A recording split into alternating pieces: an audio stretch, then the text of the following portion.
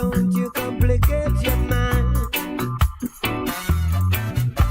Flee from hate, mischief and jealousy.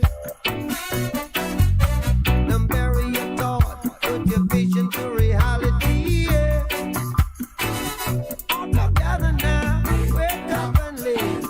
Wake up and live. Wake up and wake up and live. Yeah. Wake up and wake up and live.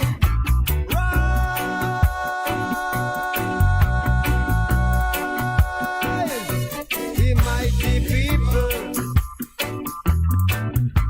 Yeah. There's work to be done, so let's do it a little by a little. Rise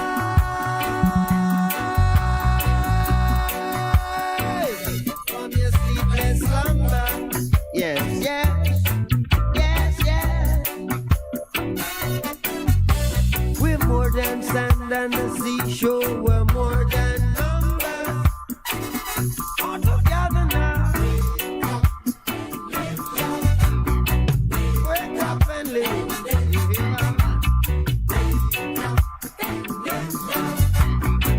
Wake up and live now. You see one cocoa full of basket. Already you still live big today. Tomorrow you're buried in a casket. One cocoa full of basket. Yeah, yes. Already you still live big today. Tomorrow you're buried in a casket. Walk together now. Wake up and live. Yeah.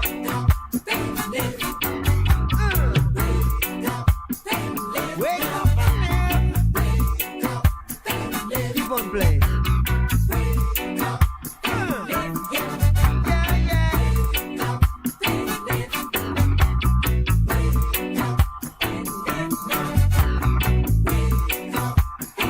Break it down.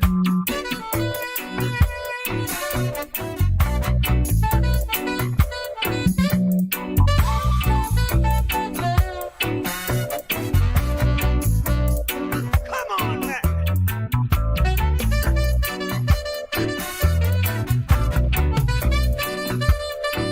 How's the feeling over there?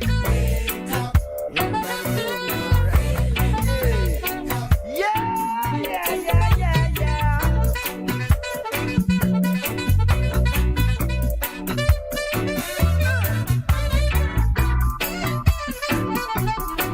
Come on, man. You gotta wake up and live.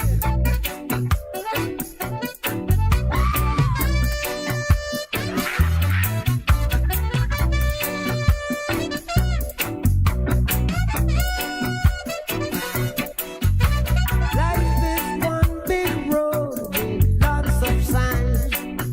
Yes. So when you're riding through the ruts, don't you complicate your mind. Flee from hate, mischief and jealousy. Don't bury your thought, put your dream to reality. Yeah. All together now. Wake up and live. Yeah.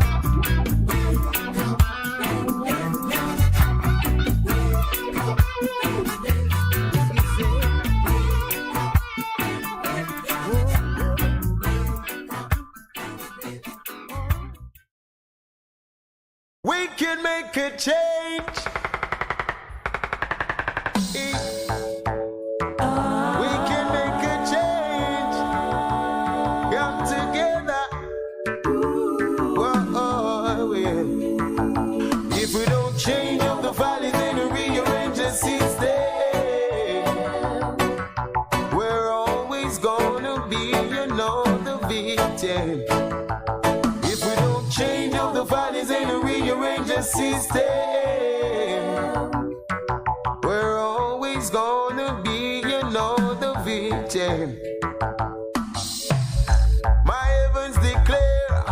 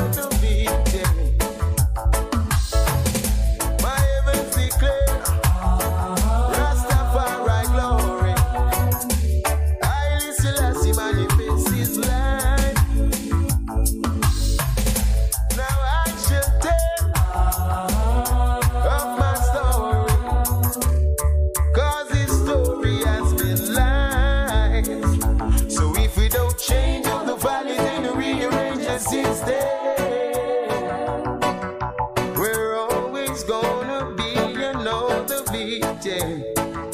If we don't change up the values and rearrange the system, we're always gonna be, you know, the victim. If we don't change up the values and rearrange the system.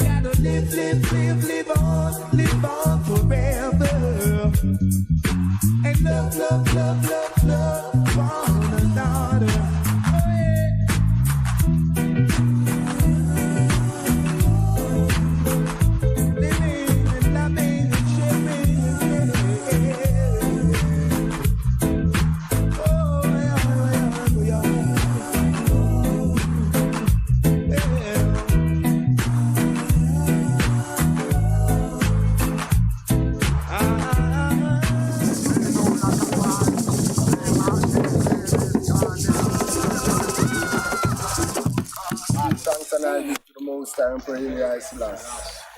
Bless her and I guide her and I keep her and I protect her. Let not the dragon or the serpent have no power over him. Scatter them, flatter them, batter them, bleed and burn them for our jaws. 1, 2.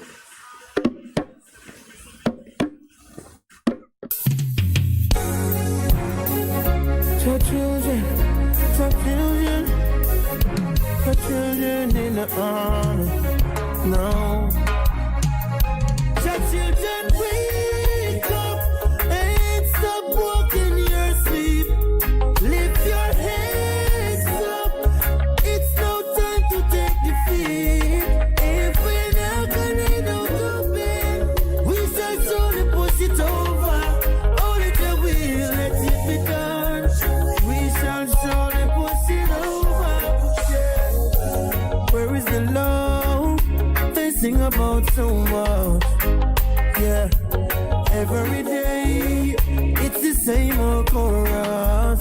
Yeah, they say it with their mouth, but there's a conflict in their heart. No, something to add up, a revolution why start? Your children wake up and stop walking your sleep. Lift your heads up. It's no time to take defeat. If we're not gonna know the man, we shall slowly push it over. Only till we let it be done. We shall slowly push it over. Let them say what they wanna say. Did they hear the people cry? Or feel the pain we bear? You betrayed us and you say that you care. You won't convince us with your lies. So please go the other way. Wake up and stop walking your sleep. Lift your heads up. It's no time to take defeat. If we're not gonna know the man, we shall slowly push it over. Only till we let it be done. We shall slowly push it over. Them no fascinate way. Them can't vaccinate way. We got the right to choose our own destiny. Yeah. Judge a different way, and them not fi friend way. Cause we no come to lose. What's the fire give us a victory? Our children wake up.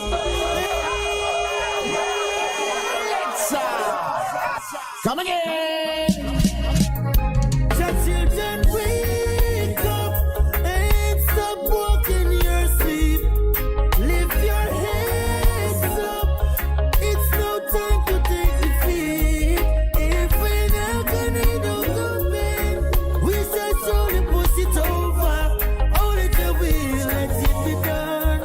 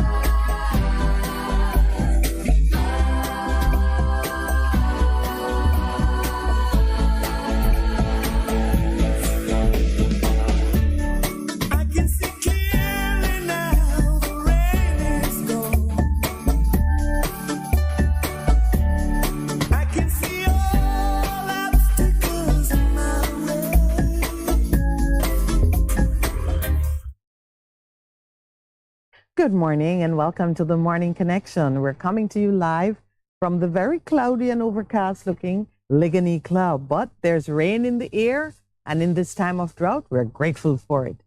Welcome to those who have joined us on air, and those of you who have joined us online. We certainly do appreciate your being with us this Thursday morning. It's free-flowing Thursday. It's flowing so freely that Pastor Percival is still approaching his chair. But we are definitely pleased to be on air with you this morning. It's almost time for our 6:30 break. So please stay with us. We're going to be right back. Keep listening.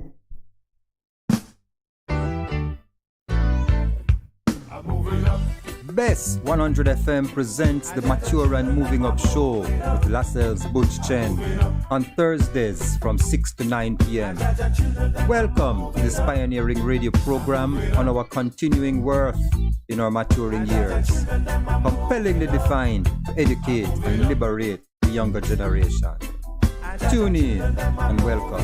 For a better choice in all your electrical supplies, A, authorized 3M dealer and better brand names. B, better service including free island-wide delivery. C, all major credit and debit cards accepted. It's ABC Electrical Sales. Shop number 8, Hagley Park Plaza, Kingston 10. Open Monday to Friday, 8 a.m. to 5 p.m. Saturday, 8 a.m. to 4 p.m. We make your electrical jobs as easy as ABC. Call 754-3825-8 or fax 754-3659. ABC Electrical Sales, for a better choice. Half a tree, one and drive, half a tree.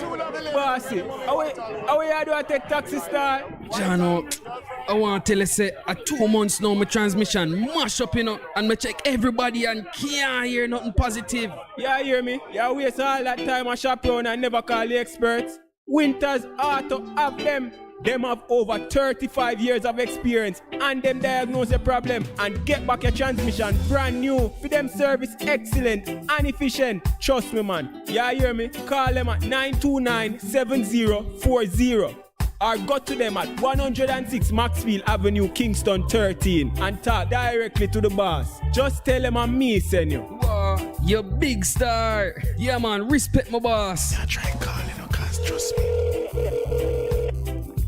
Waiters Auto Spares and Repairs, good afternoon. Ah, what a relief.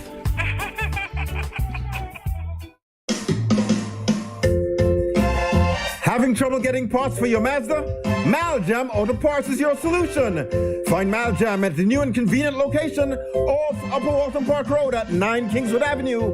Maljam Auto Parts, with over 25 years experience, providing all Mazda parts, new and used. Call 923-4389 and 461-1786. Maljam Auto Parts, serving your Mazda needs. What should a taxi service do for you? On-Time Taxi Service is more than just a ride to the other side of town. They offer clean and spacious vehicles, reliable service, and promise to always look out for their customers. They'll come when you call and take you where you want to go on time. You can call us at 926-3866. We are something special on the road. The Morning Connection is not your usual talk show. We aim to stimulate discussion and chart new paths to self-empowerment. So please join us, Minett and Percy, on The Morning Connection, Mondays to Thursdays, 6 a.m. to 10 a.m. on Bess100 FM. A difference you can hear, a difference you can feel. Bess FM-100 on your dial. Keep listening.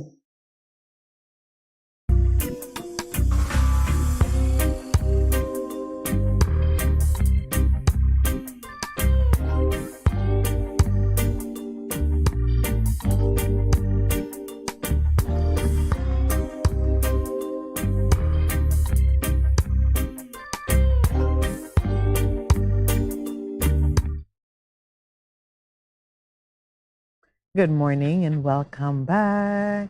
Welcome also to Pastor Percival, who is now at table with me, and a very special good morning to a certain Cheryl Nelson in Canada. You know her, Pastor? Name rings a bell. Rings a bell. I think she's from somewhere in Africa. Yes, that's Cheryl Nelson. Good morning, my sister. It's wonderful to see you up so early with us, catching the vibe with your family in Jamaica. Yeah, they some of the times I'm amazed that a lot of people in the diaspora are aware of things that are happening, and we in Jamaica have not heard it. That is the impact of social media. But amidst all of that, what do? The confusion, the noise. I praise the Lord. I don't know why you would say confusion and noise in the same breath as Sister Cheryl. No, it's not, but I'm just saying in regards to all the confusion. I'm just trying to cause confusion. That bit, I know. So I'll leave you alone with that. But I am giving the Lord thanks for his loving kindness, that he loveth righteousness and judgment. The earth is full of the goodness of the Lord. You know, Minett, every time I think about, when I think about Jesus and what he's done for me, I want to sing. You have to dance as well, you know. Can't be just... Want to get up and dance? You have to get up and dance. Oh, yeah. Oh, yeah. There's a song like that, actually. Yeah. You know that song, right? No. When I think about Jesus and what he's done for me, I want to sing. Oh, yeah. It is Free Flowing Thursday. Oh, yeah. Oh, yeah. Expect Pastor to sing on Thursday. No. And I see the producer, but it is. He looked horrified. Yeah, I know he's going to start to set rules for Free Flowing Thursday. It won't flow so freely. But you know what is the great? You've been getting bolder with your singing, though, I've noticed. He's been getting bolder with his singing. What is happening is that my wife is rubbing off on me. You know, it is excellent when a wife rubs off on her husband. Yes, that what is happening with her voice and yes, she's doing, it's rubbing off. She's doing voice training. And so when she's doing that, are you taking away her voice? Is it that her? Is it that she's decreasing while you increase? No, nothing like that. Oh. It is expanding. So it means that I'm expanding. Family talent. Yes. Family talent. No. You know that we have to be grateful that God, in his infinite wisdom, didn't put everything into one person, but he made us so that we are interdependent on each other, which is what his body is about. So yesterday we were talking off air, and we were talking about the great challenge that we face as leaders, in terms of ensuring... The leaders were talking about the great challenge that they face. Yes. Aren't you a leader? Yes, but I don't usually talk about the great challenge that I face with other leaders. No, man, with persons that we lead. I talk about it with the people I lead. Yes, okay. The people that we lead in regards to the fact that really I have a great regard for the fact that when the Father brought us back into relationship with himself, he didn't just leave us like that.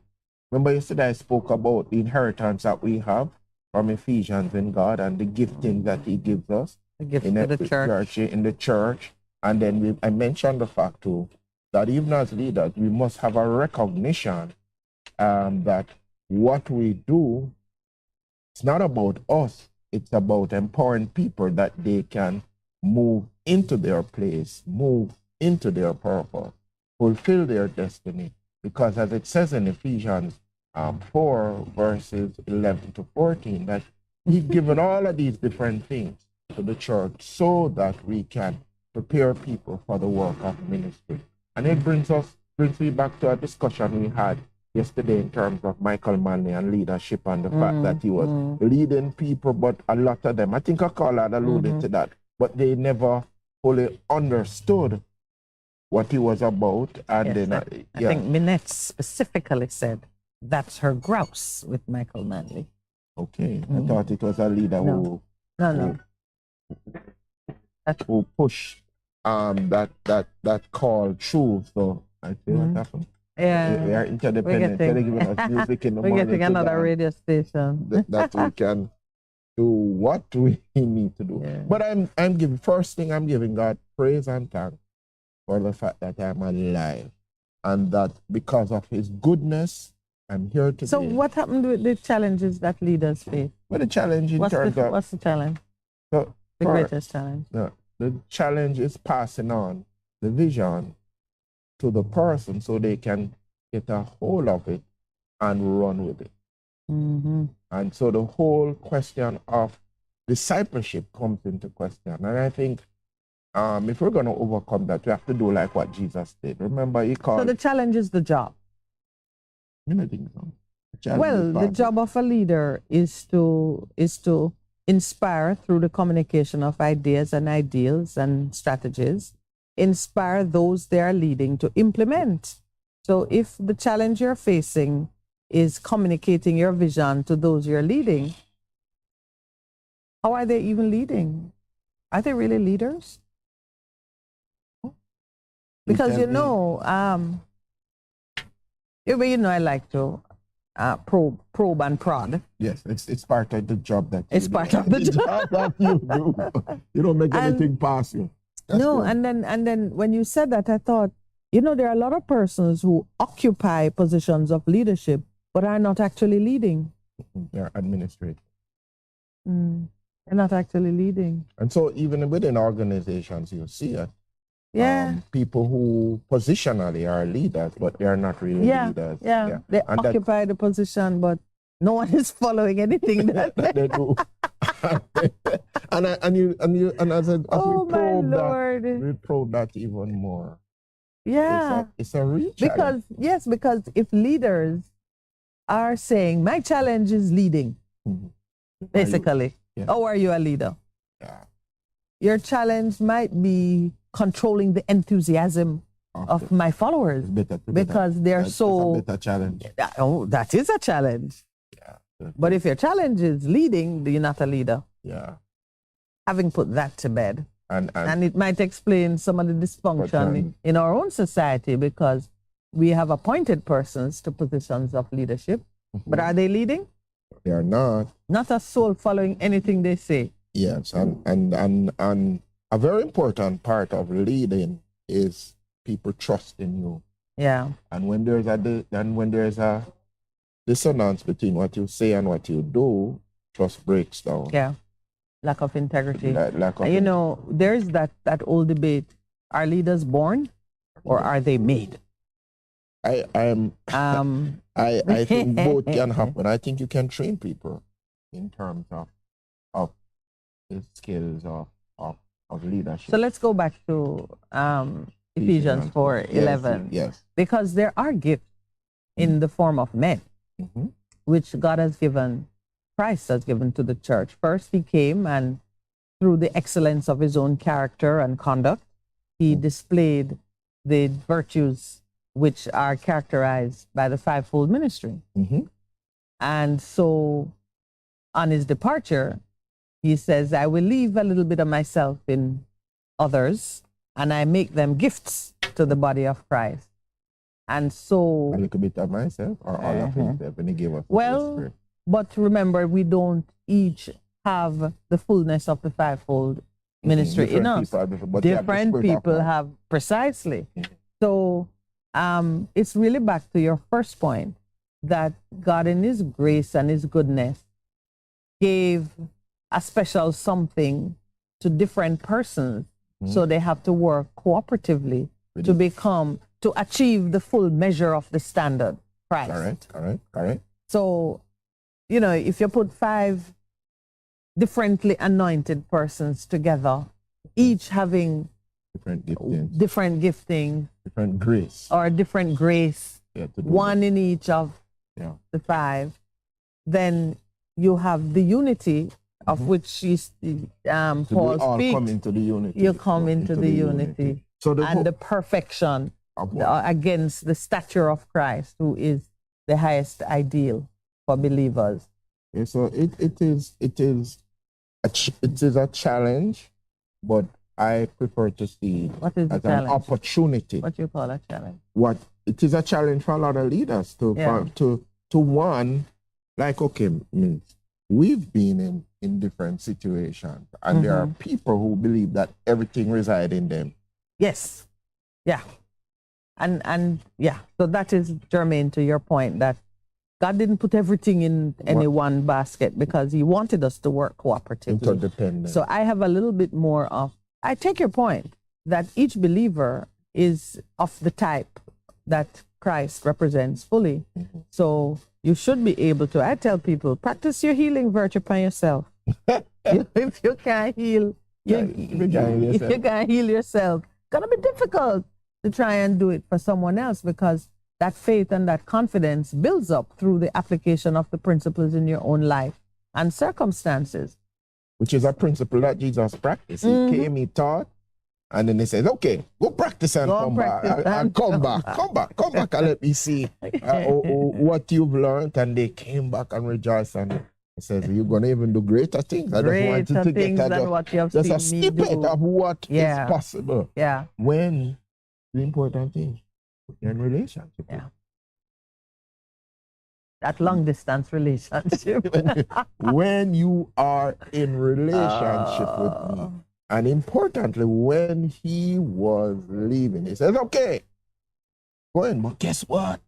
Remember, I've been talking about this Holy Spirit. When he come, he'll bring back to remembrance, and he's going to just distribute according to what we have agreed, talking about the Godhead in terms of what everybody needs in that locale. Yeah. So it is important for us, even beyond a church basis, to understand that within any grouping of persons, God has given to everybody different gifts and talent. But it all comes together when we recognize that we need each other and we are interdependent on each other. And that is so very important in terms of the different things that we see being manifested now within the body politic, I call it, in terms of our nation. And it looks like I'm just doing it for me. I'm not thinking about you. I am good. I just want to be the one done. I just want to be the person who everything I say, the one done. Everybody was. Remember that Don is his pet name. I didn't. So anytime you hear the talk of Dons, okay. Oh Lord, it becomes personal. And it comes from Spanish. Yes. So we're just throwing this little bit of trivia in.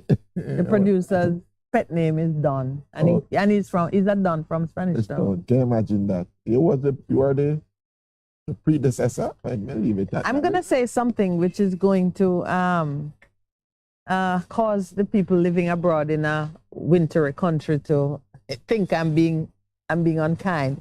It is cold. It's a bit chilly out. It's cold. And if they can look closely, they could see the wind moving through the palm fronds that are around us. This morning I was really worried because, of course, we come here in the early dawn hours, and it was dark and overcast, and then a little wind picked up, and I thought for sure it's going to rain. And then Lowell says, seek some favor from God. And, you prayed. This is interesting. Yes, I prayed, but I was thinking, I said, well, kind of think you owe me because the last couple of things I prayed about, I don't get them yet, so you need to give me this one. Which is what did you pray for this morning? Like when you make a birthday wish and they say, don't tell anyone. Oh, so I am not telling you. You're not telling me the birthday wish. No, I because we don't want it to rain while we are outside, but we want it to rain because it's drought season. But we got rain yesterday. Last night when I was soaking wet when I was coming out of the car. Up in where we come from, rain. Yep. Wet. So the Hermitage Dam will get some water. The Hermitage Dam got some water. We'll get some. But it rained enough for a leaky spot in my house to perform. Yes. When I see that, I know that you've had some rain. We've had some rain. So it was wonderful. So I think I was doing a meeting at home, and we were inside, locked away, and I had to go out to, I think, we had some power event took place. Yeah, I don't know. Yes, the power went. The power went. Not long enough for the generator to kick in, but. No, we never have. We have to be operating on power. Oh, yeah, but it took out the TV because I had a Zoom meeting and I had a group of people on the screen, and only the TV went down and the internet.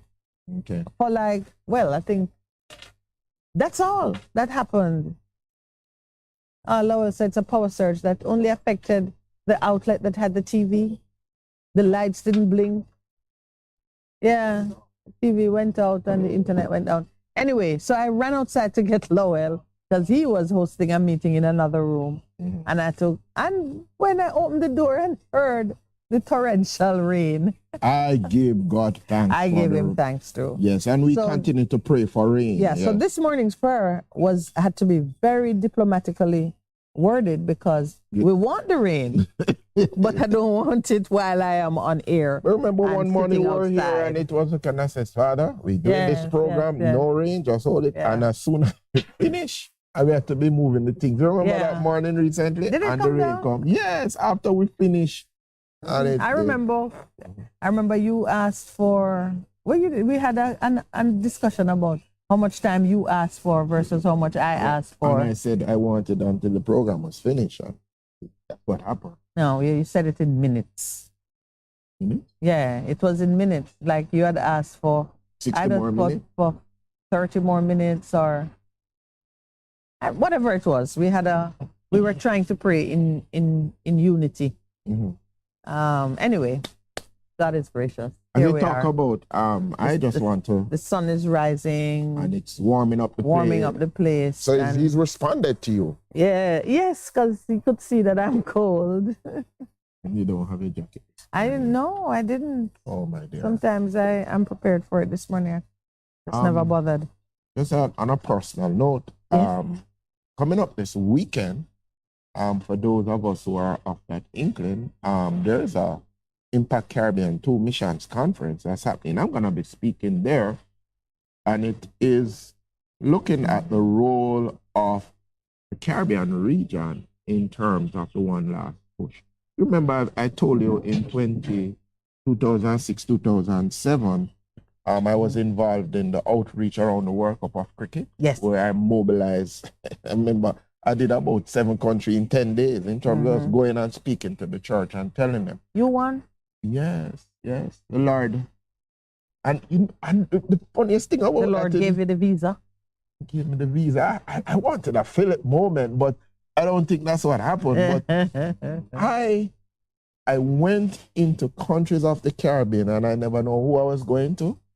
But I just told them, hello, I am coming. And there was somebody to meet me everywhere at the airport. Yeah. And I got audience with a lot of church leaders in Barbados, St. Vincent and Grenadines. First time I was going there. We need to do that again, by the way. Yeah. It's happening. It's you notice I said we. We. Yeah, I mean, not a sports tour, but we need whether it's a reparations or a Voice of Unity tour, but we need to mobilize regionally and be very bold about it. Right. So I'm gonna be. It's called, and it's interesting as we speak about interdependence. Good morning to Marjorie, if you are listening. This is a lady who is just wondering what she needed to do, and she says, Let's me see about missions, because I've been involved in missions, as you say, go around the world, the Olympics, that kind of thing. Impact Caribbean 2 Regional Missions Conference. It's in person and online. It's happening this Saturday, March 18, 2023, from 9 a.m. to 5 o'clock. It's happening at the Swallowfield Chapel. Yes. Don't let Lowell disturb you. And the speaker is Rick Warren. He is, the purpose-driven life. Rick Warren of the purpose-driven life. Yes, and he's the chair, finishing the task coalition. So what has happened around the world, they are bringing Bibles, bodies, and things together. So the Jesus... What's the other B? I'm trying to remember. Bibles. I know there's another B. Bibles, bodies, and translation. That's right. No? Bibles, bodies, Bibles, bodies. All right, so let me do this. What is the date on which you're speaking, my brother? It's this Saturday. I think it's about 10 o'clock. I'm going to be giving a perspective as to what God has said about the Caribbean. Remember, I told you that God gave a prophetic word that the Caribbean region would become the next great mission center. People say, oh, that possible. I said, well, you see, everybody who is in great the revival will begin in the Caribbean. So he's pulling people. He's pulled people from all the major ethnic groups right in the Caribbean. Yeah. And so he's releasing that back into the world. And the lady was speaking that because we are Jamaican, you know that Jamaican just can go anywhere and people know us. You must experience that. No, never experienced. You've never experienced. No, she was traveling in it. Africa, and there were 2 Canadians with her, and they look on her passport and say, "Jamaican? You're Jamaican?" And everybody has to pay $50, but she ended up paying nothing because she was Jamaican. Because she's African. Yes, so they said, let's say, come back a yard. All right, so let's get this going because I would like you to go out and hear what Pastor Percival is saying. On Saturday morning at 10 o'clock. Percy, I can't promise you I'll be there listening to what you're saying. But you can come. Online. No, it's because I have another appointment. Right. Yes, and you're just telling us now.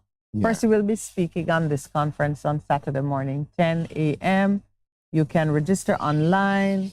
Yes, the site is www.onelastpushinitiative.org. And it's not free. It's the cost of $10 US. And we have scholarships. And there's a WhatsApp number you can call, 876-316-1057. Go hear Pastor Percival speak for longer than in 5-minute bursts. Yeah.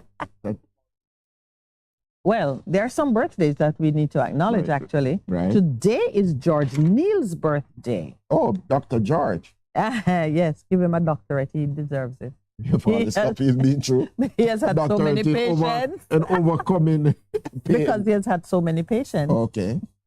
Yeah. He has been a very patient man. Oh, my Lord. And it's easy to remember George's birthday because it is one day before Dr. Joel's birthday. Dr. Joel? Who is Dr. Joel? But Jesus, will you hear what he's asking? Joel Lawrence, Dr. Joel Lawrence is the producer's second-born daughter. When you say Joel, I thought of... A man? Yes, Joel. Because you are sexist and think only men can be doctors? No, I never think that at all. My doctor is a female. So you still have a pediatrician? You were saying pediatrician. I know. There are some pediatricians who complain that the adult patients keep coming. Keep coming back to them? Well, no. Because they cut them loose after 18, they should. But they still say their doctor, come, can I have a lollipop and a Band-Aid? Are you serious? It's the pediatricians who insist on giving the lollipops because that is their standard bedside manner after care. Lollipop and a Band-Aid. If you're too old to receive lollipop and Band-Aids, do not go to your pediatrician.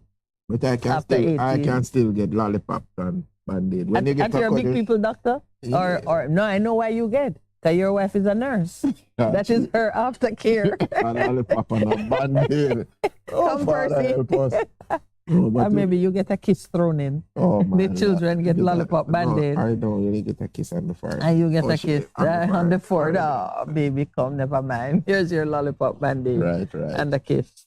Yeah, so yeah. It's so just those of us, there's a conference happening. If you are missions minded, fulfilling the Great Commission, Qualified Chapel, the place to be. And it's online, it's a hybrid conference. So you can just go online or you can call the number, the WhatsApp number to get further information. So will Rick Warren be in Jamaica? He'll be in Jamaica. Oh, that's really special. Yeah, so I like he's him. coming for the Jesus Film Project or his internet radio. Yes, when he comes, if he can get that, that'd be great. Why want Frontier Ministries Caribbean are the persons who are speaking. And I have a friend as we close. They're the ones who organize it? Yeah. Dr. Donald Stewart, who is a missionary in Jamaica, in Zambia, is going to be speaking. All right. Let's take this is what now, the 7 o'clock break? When we come back, we'll let you know who our guests are for this morning, because we have a full house. A full house. Yeah.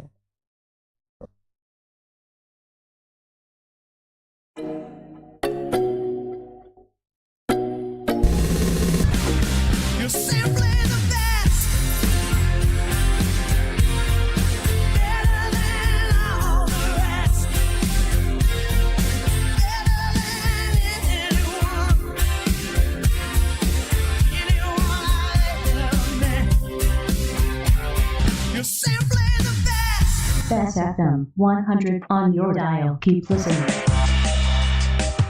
Let's talk about tilapia.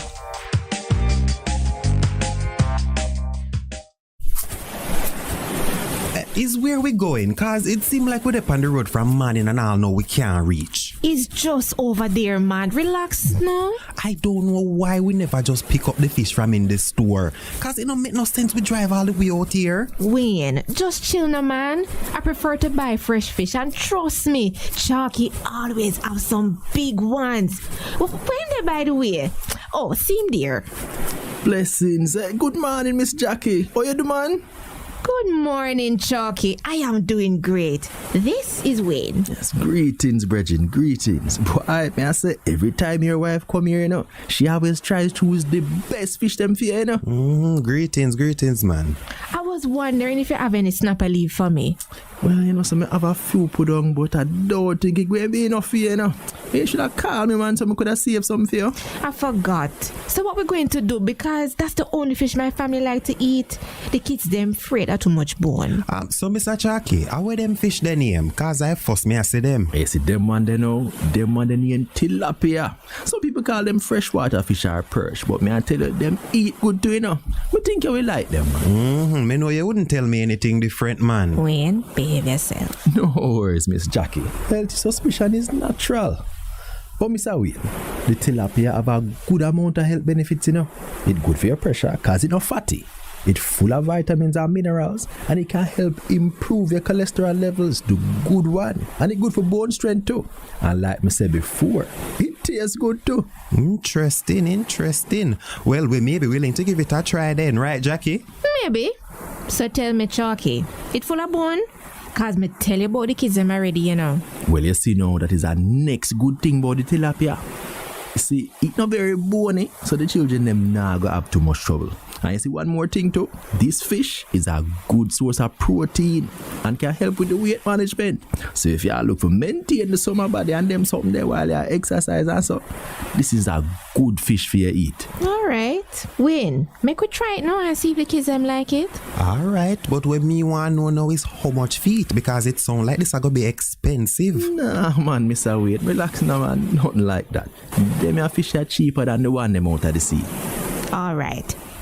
Here what you do, Chalky. Just give me the snapper you have and make up the rest with the tilapia. I don't think the children going to know the difference when I don't season it up and thing. Alright, Miss Jackie. I go and clean them up nice for you and things. So when you go home, all you need to do, just wash them in a little lime water and add up your seasoning them. Mr. Wayne, now put an extra big tilapia in the for you, alright? Miss Jackie, make sure you steam it down nice for you, alright?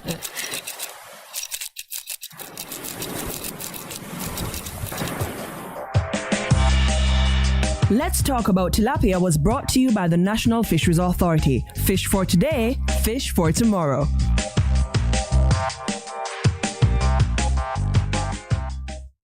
Government pensioners, our mobile unit is back. We're coming to several parishes from Thursday, March 2 to Tuesday, March 14. Come collect and submit your life certificates. Get them certified on the spot with a valid ID, or just come for customer service support. See you in Trelawney on March 2. On March 3, we'll be in St. Anne. In St. Catherine on March 4. In St. Elizabeth on March 6. In Hanover, March 7. Westmoreland pensioners, the AGD will see you on March 8. On March 9, we come to Clarendon. St. Thomas on March 10. And to Manchester on March 11. St. Mary, see you on March 13, and to Portland on March 14. For more information, visit our website at treasury.gov.jm. The Accountant General's Department, making life certificate submission easy. The public sector debate competition is back. The goal to make Jamaica the place of choice is not to create a utopia, because realistically that is not possible. Team opposition, we love the developmental plan.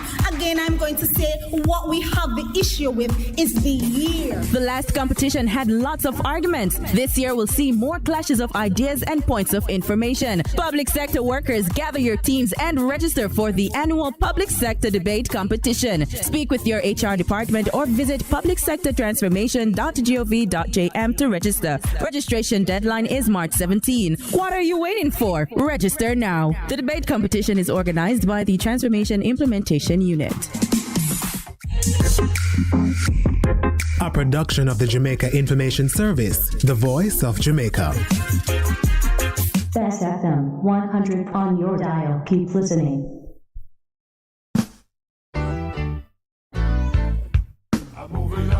Bess100 FM presents the Mature and Moving Up Show with Lascelles Butch Chen on Thursdays from 6 to 9 p.m. Welcome to this pioneering radio program on our continuing worth in our maturing years, compellingly defined to educate and liberate the younger generation.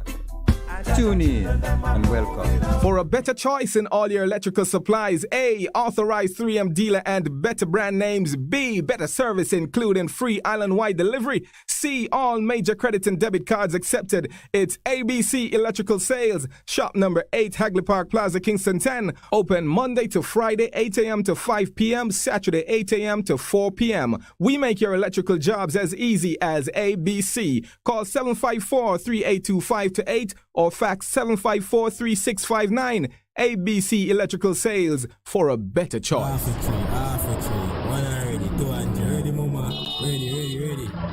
Is this the confusion you feel when trying to work your way through medical systems in Jamaica?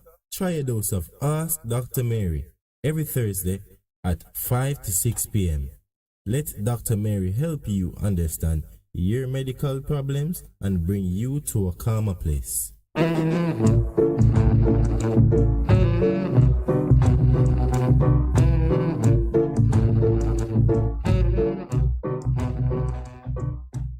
Ulcer Shield is an all-natural herbal product that will fight internal ulcers, acid reflux, leaky gut, irritable bowel syndrome, and bacterial overload. Put 1 teaspoon of Ulcer Shield daily in your favorite juice or tea and watch the improvement in the health of your gut. Get your Ulcer Shield today at Hapco Herbs and Extracts. Call 876-540-8871. That's 876-540-8871.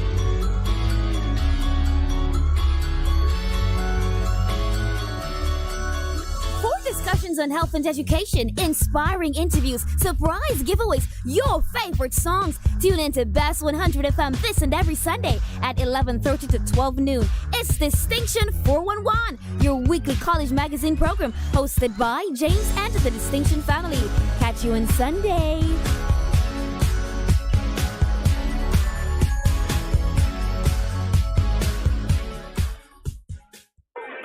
Half a tree, one and drive, half a tree.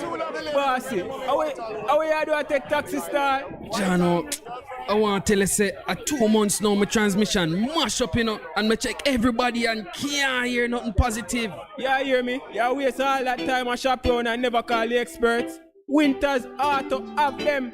Them have over 35 years of experience and them diagnose the problem and get back your transmission brand new. For them service excellent and efficient. Trust me, man. Yeah, hear me? Call them at 929-7040 or go to them at 106 Maxfield Avenue, Kingston 13 and talk directly to the boss. Just tell them I'm me, send you. Wow, you big star. Yeah, man, respect my boss. Yeah, try calling, cause trust me. Auto Spares and Repairs, good afternoon. Ah, what a relief.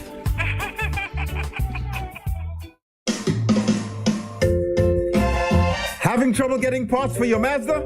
Maljam Auto Parts is your solution.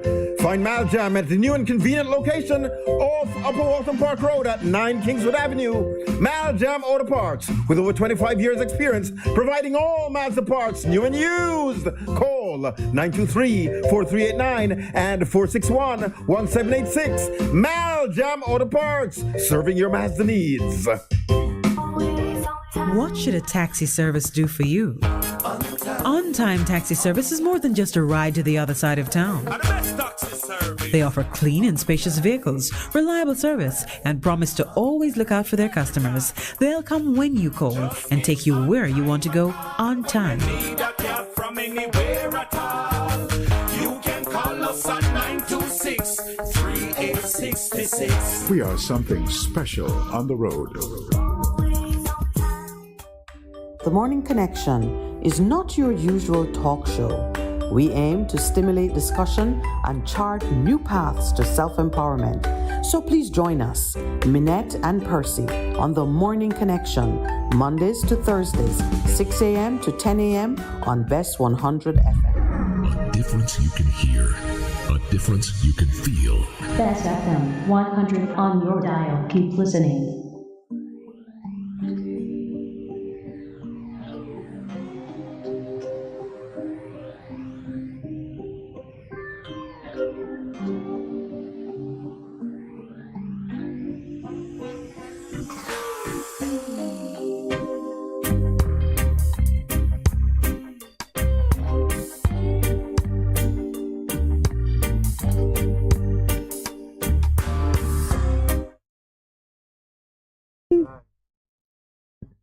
Welcome back. I did promise that when we return, I would share with you the goodies that we have lined up for today. Now, you may not think it's a goodie because he was with us last week, but we're going to have JPS communications expert man back with us this morning, Mr. Shamar Harrison. Going to be speaking with us again this morning in their usual slot. What's their usual slot? 8:30. Just testing. And the big treat, because it's new, the big treat is the time we're going to spend with two law enforcement officers of seniority and expertise. This is something that, and I want you to give us some feedback on it as we deepen the reach and impact of the show in the communities at the ground level. Absolutely. Talk about the what we have in mind for this one. Okay. And so this morning we are going to be having Senior Superintendent Rickett from the St. Andrew South Division. And that is a very interesting. That is where I worked. Well, there are two persons that are coming. DSP Minto, yes. So DSP Minto came and did a recce, but his bigger boss is coming. But I think it's so important, and he's gonna be telling us what they're doing in Andrew South, because St. Andrew South is close to my heart. And let me tell you why it's close to my heart. I used to work at Colgate Palmolive.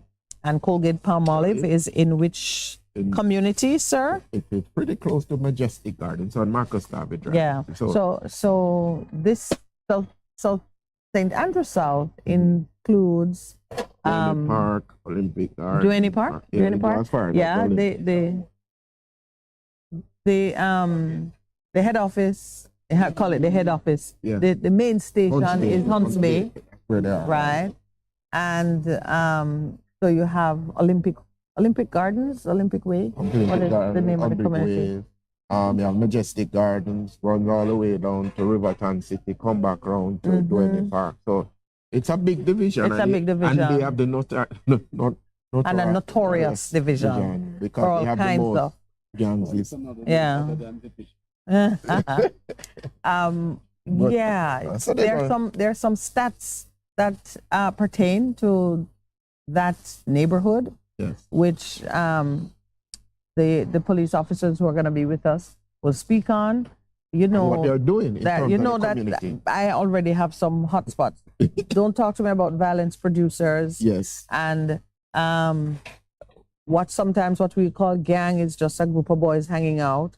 But we're going to have a conversation with Commanding Officer Kirk Ricketts and DSP Coleridge Minto. DSP Minto is very personable. He's the communications expert for the division. So you will have fun. You're not going to get police speak out of these two men. They do interviews frequently. They're in touch with what's happening on the ground in their communities. And these communities are ones which Percy said near to his heart because he had, because those were his old stomping grounds, he said, when he used to be stomping. Yep. That's where he did it.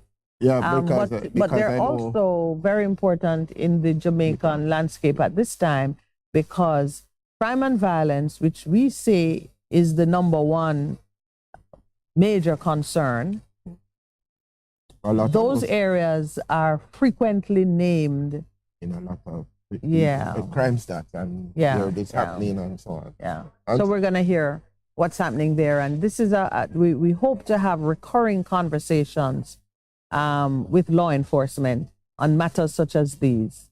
Yeah. So I want your feedback after the segment is aired.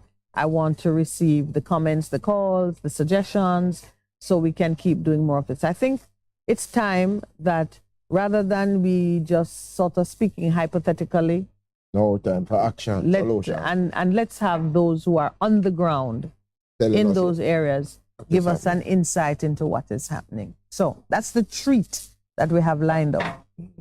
And somebody was saying the Colgate Palmolive was sold in early 2000 to Caramed. Caramed bought it out. They no Kirk distributor. Which somebody was saying something. I think you want to give the producer a mic. He's heckling you. He's heckling you from the sidelines. Please don't heckle. We still love him. Love him with the love of the Lord. All right. I want to make sure that the birthday greetings to Mr. Neil are, I can remember saying happy birthday to George last year on this program. You can remember? As I started to speak. I think, the anniversary of one's birth is an important time to do a quick review of what has happened in the past. What has happened, and to prophesy over your own life. Make projections, speak things into being, use the declarative power of the tongue, and set some things for yourself. So I'm going to just speak some blessings, restoration. I see restoration. Restoration is promised to all of us. And restoration can be set in motion through the intercession of others, as well as through your own self-confession and declaration. So I am speaking on behalf of Lowell, myself, other members of our family, or I was going to say the deceased Carousel family, but the eternally living Carousel family, just to wish the man of God the very best on his birthday. So that's my first prophecy, that he will manifest fully as a man of God. Step into his purpose, all that God has ordained for him. And one of the things that I've observed and which has troubled me greatly is the extent to which we ourselves, as citizens of Jamaica who share the same trauma, can victimize others. I see the restoration of material possessions, of reputation. I just see a rising up and a coming together, because right now, with all the things that are happening globally as well as nationally, I think persons of like mind are going to come together around the things they have in common, and it will cause an overall flourishing. Do you remember how you used to use that word a lot last year? You've barely used it this year. Because probably I moved to prosperity. The flourish has been complete. The flourishing has started. We're going to see the manifestation. But interesting. Yeah, so that is my birthday you blessing. Spoke about Mr. Neil. Yeah. I hear him so often. People think he's my friend too. He's mentioned so much, It is time to come into what it is that God has for you, my brother. Step into the promised land. Yes, step into the promise. Leave the thing behind there. Indeed, there's a new day that's beginning. Can you not see it? According to the prophet Isaiah, it's spring forth. And even as we see nationally, a lot of things that we've spoken, things shifting and things springing forth. We have to speak it, but not only speak it, but we have to now respond in with prophetic action, the prophetic word that you have spoken. That I have uttered. Yes, and as you speak about people who have a lot of things in common. One of the things I've discovered over the years of my walk as a Christian, as a pastor now, and you get into different circles. I remember I launched years ago. It was a National Christian Youth Coalition. Now defunct, but what happened, there was a group of us who were responsible for the youth in our church, the New Testament church. I got a prophecy. We had mainline Baptists. We had the Seventh-day Adventists. And we came together and said, we think if we come together, because there are so many things that bring us together more than the things that separate us. And so with that in mind, it's important for us as Jamaicans, even though we come from different walks. Most of us are from African descent. You have Chinese, Indian, Jewish, whatever. Common ground. There's common ground that says that if we come together in unity, and there's a promise. There is a promise. There is a promise. What is the promise? That when we dwell together in unity, the blessing of God will come. All of us who want the blessing of God to come need to repent of the stupidity and the things we have done in the past and change our minds and begin to walk together. Well, I breathe a sigh of relief that you mentioned the change of mind, because gangs operate in unity. Yes, but they need to change their mind, because that's not taking them anywhere. So the purpose, that is the purpose of the unity. The purpose needs to be of God, just so you know. Yeah, because we can unite and make war and head in the wrong direction. Even though you have mentioned, we speak about integrity, what they say is what they do. Yes. The thief is a man of integrity. They can't say they got thief thing, and then do it says being integrous in his action. Absolutely. So it is in the things of God. And you see, SSL has come back. It's on the front page this morning. It's not going to go away now. All right, before we dive into SSL, because I know that's going to take you a bit, I just want to go through what we are going to be speaking with the JPS guest about, because for those who have JPS as a bee in their bonnet, I want you to stay tuned for the segment. So our guest will be Shamar Harrison. He's the Corporate Communications Assistant. And this week, he's going to be sharing with us the steps that JPS has taken and are taking to make it easier for customers to do business with them. Now, many of us have grown weary of that music and the announcement they play as you wait and wait and wait and wait. Oh, no. Yeah, and we know that energy is sometimes even more important than water. Oh, Lord. So it's important that you know how to maintain your business relationship. They have installed upgraded telephone interactive voice response systems, which will allow customers to obtain information. They're putting a little more power and control in our hands through the upgrades they've done to their telephone system. And Shamar will tell us a lot more about that, so you can understand it and don't get frustrated. And in fact, choose to use it more often, so that those who are waiting to speak. Get that call. We could be with you. You are on your number one, two, and the waiting. And the estimated waiting time is 1 hour. Oh, wow. Also, he'll speak about the My JPS mobile app. And I want listeners to take in the information and provide feedback whenever they can, because mobile applications are designed so that you can debug, fix, tweak, whatever. So it's more responsive to what the customers need. And so your feedback is important. Whenever there's a mobile application, any kind of digital application, feedback is important. So Mr. Harrison is gonna speak about it, and I want you to listen, test, and give us feedback. The mobile app gives customers the power to request services, pay bills, track usage, chat with a live agent, among some other things. The digital literacy of the whole population needs to step up in order to engage on these matters. He will also speak about the upgrade to the customer service system, which will happen in April. So brace yourself. Some changes are coming next month, and we are participating in getting the word out when this guest comes on this morning. The new system is meant to deliver greater efficiency to customers. And during the integration in April, some customers may experience delays, so they're starting to get the word out. You know, I really do appreciate the subject matters that we get to cover in this segment with JPS, because I, for one, I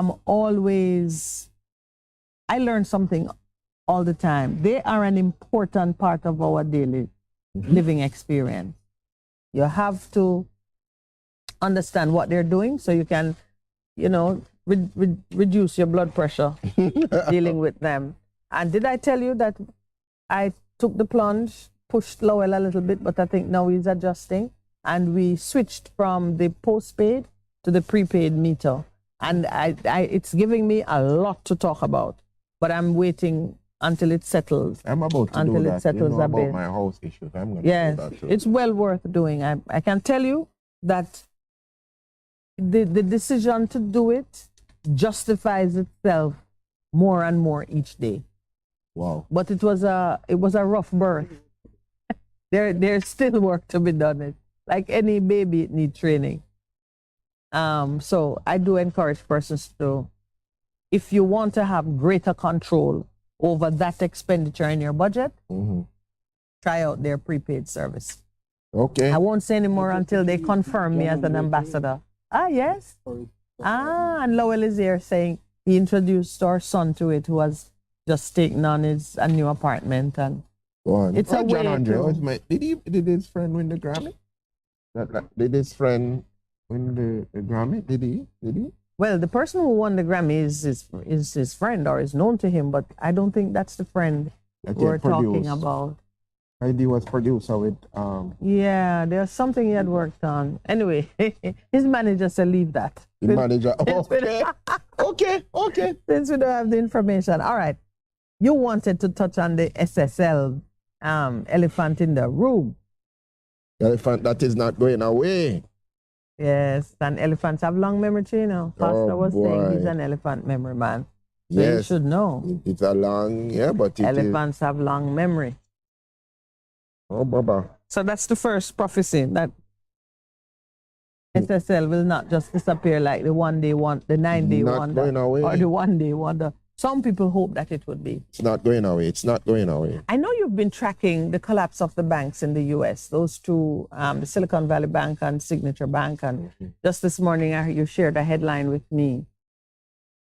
Can you see a connection between what's happening there and what has happened here, and even the interest that the Feds take in what's happening here?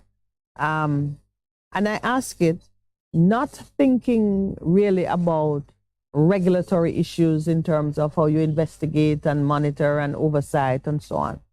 But in all this, anything that touches money can ultimately have an impact on confidence in an economy, confidence in a currency. It's about it because... So that's why I asked It's you. about confidence. Yeah. It really is about that you have said and continue to say, okay, I'm confident in terms of the transaction that we have, that you are going to follow through in terms of what you say you're going to do. And when confidence is eroded, you know what happened. It is not the word, it's not worth the piece of paper it's written on. Yeah. And there's a gentleman that has written a book. It's called The Speed of Trust. I remember I spoke to you about that. I'm trying to remember the author's name, but he was speaking to the fact that he's an American-based guy. He says, okay, there's this deal that involved like $1.5 billion US, right? And he was... Stephen Covey? It's Stephen Covey, yes. Speed of Trust. And in the book, he was talking about two big investors, and they says, oh, I'm going to buy your company from you. Okay, we're going to buy the company when we come back after the 7:30. Yeah, we're going to put the money together in the break. And make, yes. And make you an offer. Yes. All right, it's 7:30. When we come back, Pastor will give us the wisdom. from the speed of thrust.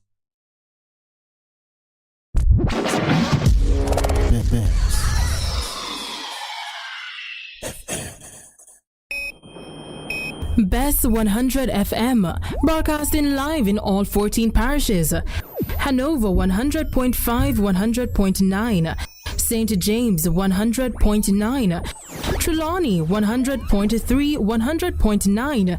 St. Anne 100.3, 100.5. St. Mary 100.5. Westmoreland 100.1, 100.5. St. Elizabeth 100.1, 100.5. Manchester 100.1, 100.5.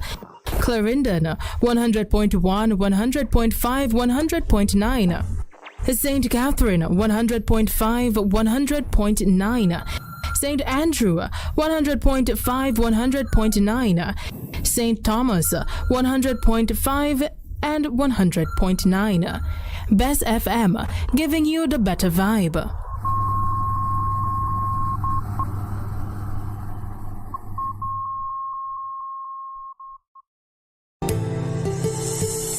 This parenting tip is brought to you by Bess100 FM. Foster your child's independence. Setting limits helps your child develop a sense of self-control. Encouraging independence helps them to develop a sense of direction to be successful in life. It is normal for children to push for autonomy. Many parents mistakenly equate their child's independence with rebelliousness or disobedience. Children push for independence because it is part of human nature to want to feel control rather than to feel controlled by someone else. This parenting tip was brought to you by Bess100 FM, giving you the better vibe. For a better choice in all your electrical supplies, A, authorized 3M dealer and better brand names. B, better service including free island-wide delivery. C, all major credit and debit cards accepted. It's ABC Electrical Sales. Shop number 8, Hagley Park Plaza, Kingston 10. Open Monday to Friday, 8 a.m. to 5 p.m. Saturday, 8 a.m. to 4 p.m. We make your electrical jobs as easy as ABC. Call 754-3825-8 or fax 754-3659.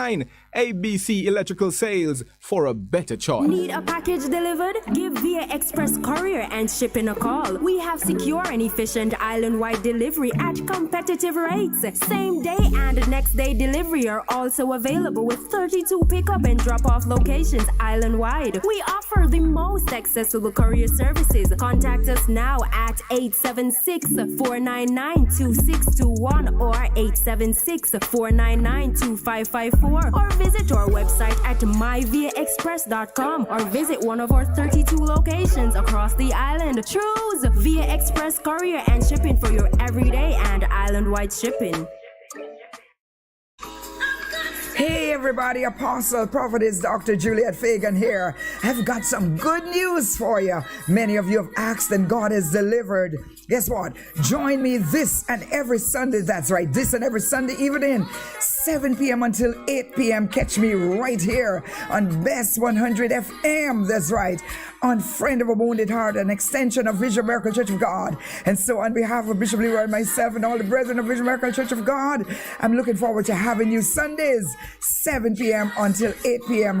right here on Bess FM 100.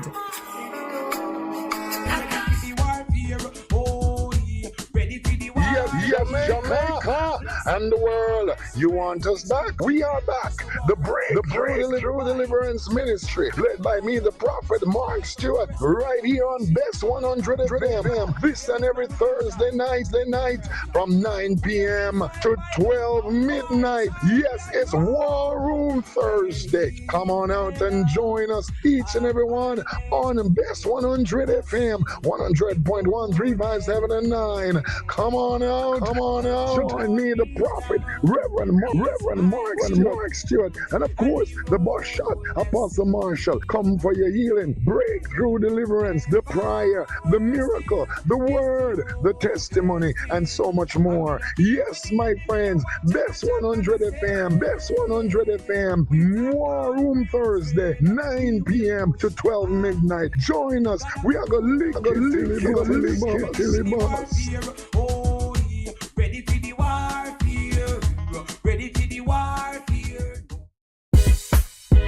Vejan Printers for all your printing needs. We specialize in calendars, flyers, brochures, and more. Call us today at 968-7506. That's 968-7506. Or visit us at 4 East Bloomsbury Road, off Hagley Park Road. Vejan Printers, your best choice in printing. A difference you can hear. A difference you can feel. Bess FM-100 on your dial. Keep listening.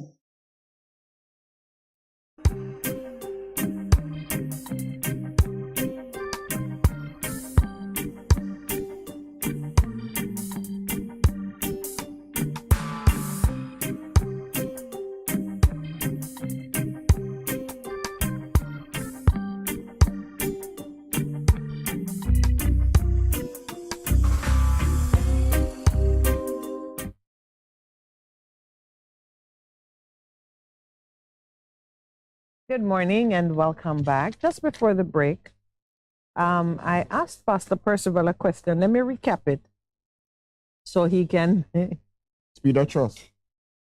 Yeah, and you started to respond about so the speed of trust. Yeah. Well, for those who are joining us, the question is whether or not the financial happenings in the United States and what's happening in Jamaica, SSL being a part of it, are matters which could ultimately affect confidence in the economy. And Percy is telling us about the speed of trust. Yeah, so trust is a very, very, very, very important ingredient, if you call it, in the mix of things, like you're making a cake, but it's a very important ingredient.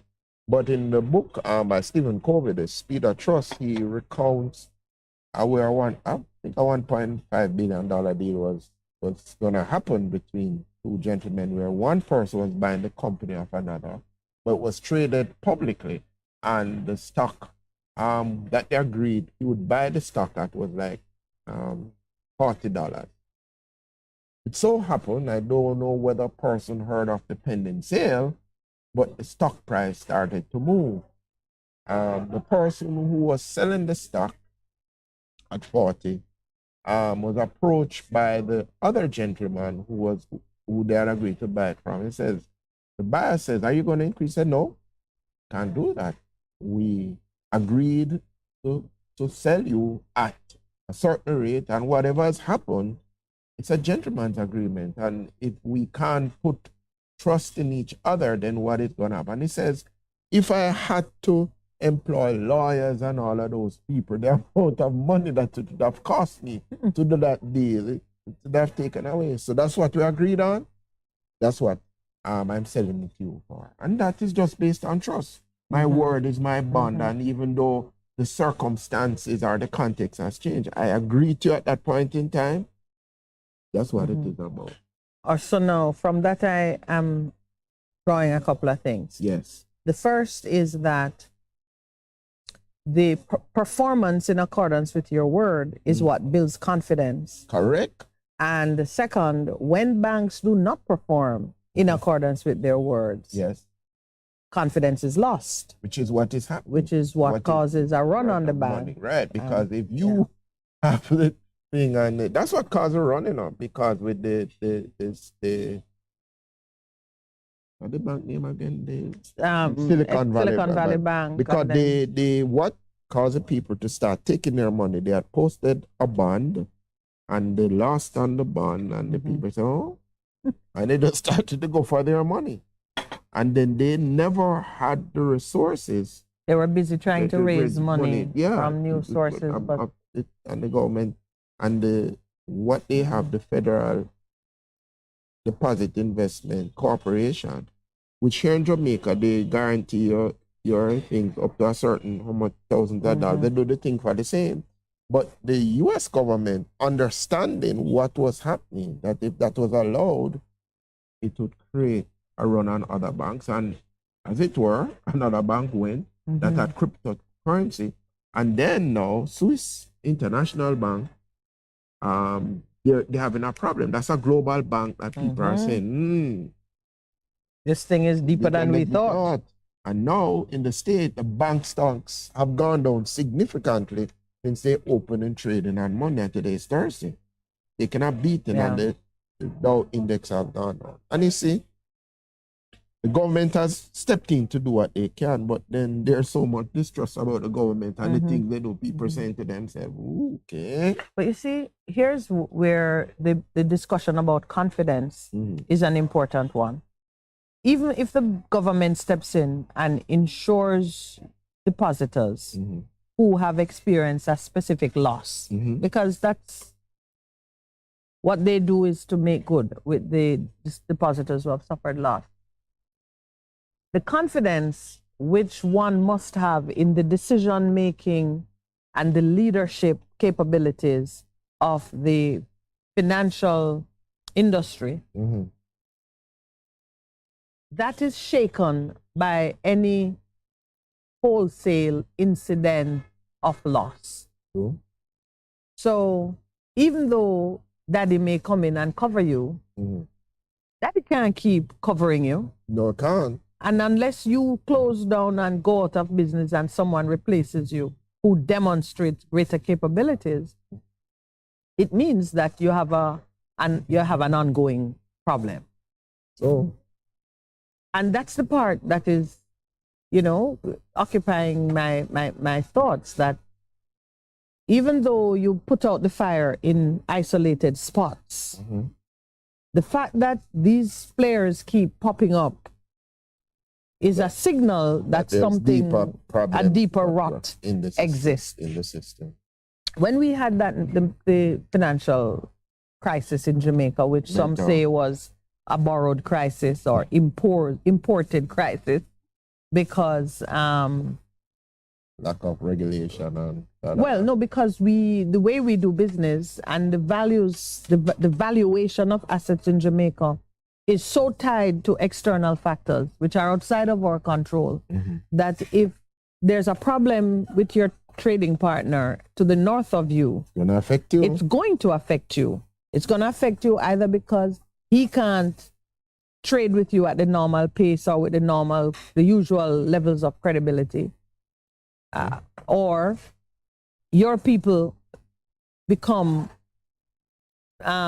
comatose or petrified in their own decision making, because if it could happen to the big guy, what about me? And so it affects you one way or the other. I remember saying, Lowell is a finance expert. That is his training. Yes. And I remember having some conversations with him, because while he is trained and operates at a certain level in the industry, I am a consumer operating at a certain level in the industry. I'm consumer, I'm investor, and so I have a slightly different perspective, born out of experience, but is not ordinary experience. Yeah, because of where you operated. Yes. So I remember having a conversation with him, and this is one of my moments of revelation that I didn't even understand fully. I said, money is not lost or destroyed, it changes hands. That's all that happens. So when someone is broke over here, somebody over is rich. Somebody over there is rich. It's interesting that you make that statement, because somebody sent something to me about that about a week ago in regards to what is happening in terms of the monetary system, and I'm looking for the quotation to share it with you, because I found this so very, very instructive. While you're looking for it, may I just celebrate JD's Urban Pub? Yes. And the excellence of the ginger tea. Yes. That is warming me up and reviving my stomach right this moment. They are one of our 2 sponsors, one of our 3 or 4 for Thursday mornings, because we're here and we're accommodated in the precincts of the restaurant under the mango tree. And the staff looks after us with tea and some of the most excellent Jamaican breakfasts that you can imagine. Okay. So the person sent to me, there's a school of thought that posits Wealth is never lost, it is just transferred. Those who adhere to that school of thought also claim that greed, for lack of a better word, is good. Greed is right. Greed works. Greed clarifies and cuts through to the essence of the evolutionary spirit. This is the core. The transfer of wealth establishes a new financial dictatorship or reinforces an old and therefore a tighter control of the transfer of the wealth, and the secrecy needed to do it is more successful. Transfer of wealth establishes a new financial dictatorship. So you are saying you are poor over there, but what has been happening in terms of the world, if you just look at it, is that through COVID, they said to us that the rich became $1.something trillion richer. But it is not that it is just that the poor became poorer. Yeah. So the second part of what you said is not an inevitable conclusion, in the sense that the transfer of wealth is one way of how wealth moves. True. But wealth can also be increased. Okay. Meaning, when the rich got richer by $1 trillion, a part of it can be from the creation of additional wealth. All right. And it's not that it was a transfer from one hand to the next. It can be a transfer from one realm to the next. Okay. Walk with me, because you know me love intellectual property. The ideas and the wealth of our ideas and the wealth of our culture, I haven't forgotten that, you know. The culture of wealth and the wealth of culture exists in a realm, in a dimension that is to be monetized. You have to pull it forward into, or pull it down into the physical realm, where the idea of a song translates to lyrics, translates to music that is played and value is created. So that transfer from the spirit realm to the physical realm creates an additional value in the existing realm. And it doesn't mean that this new singer replaces an old singer. New singer and old singer can continue, and people buy the two. Absolutely. That's why you and I believe in a world of abundance. We don't believe in a world of scarcity or lack. It's more than enough. God, the God we serve is a God of abundance. And He's creative. And He creates everything. He speaks and it comes out of nothing into something. He originates new ideas that new to us. Not new to Him. But not new to Him. He will bring it, He'll push it from one realm into another so that it adds value.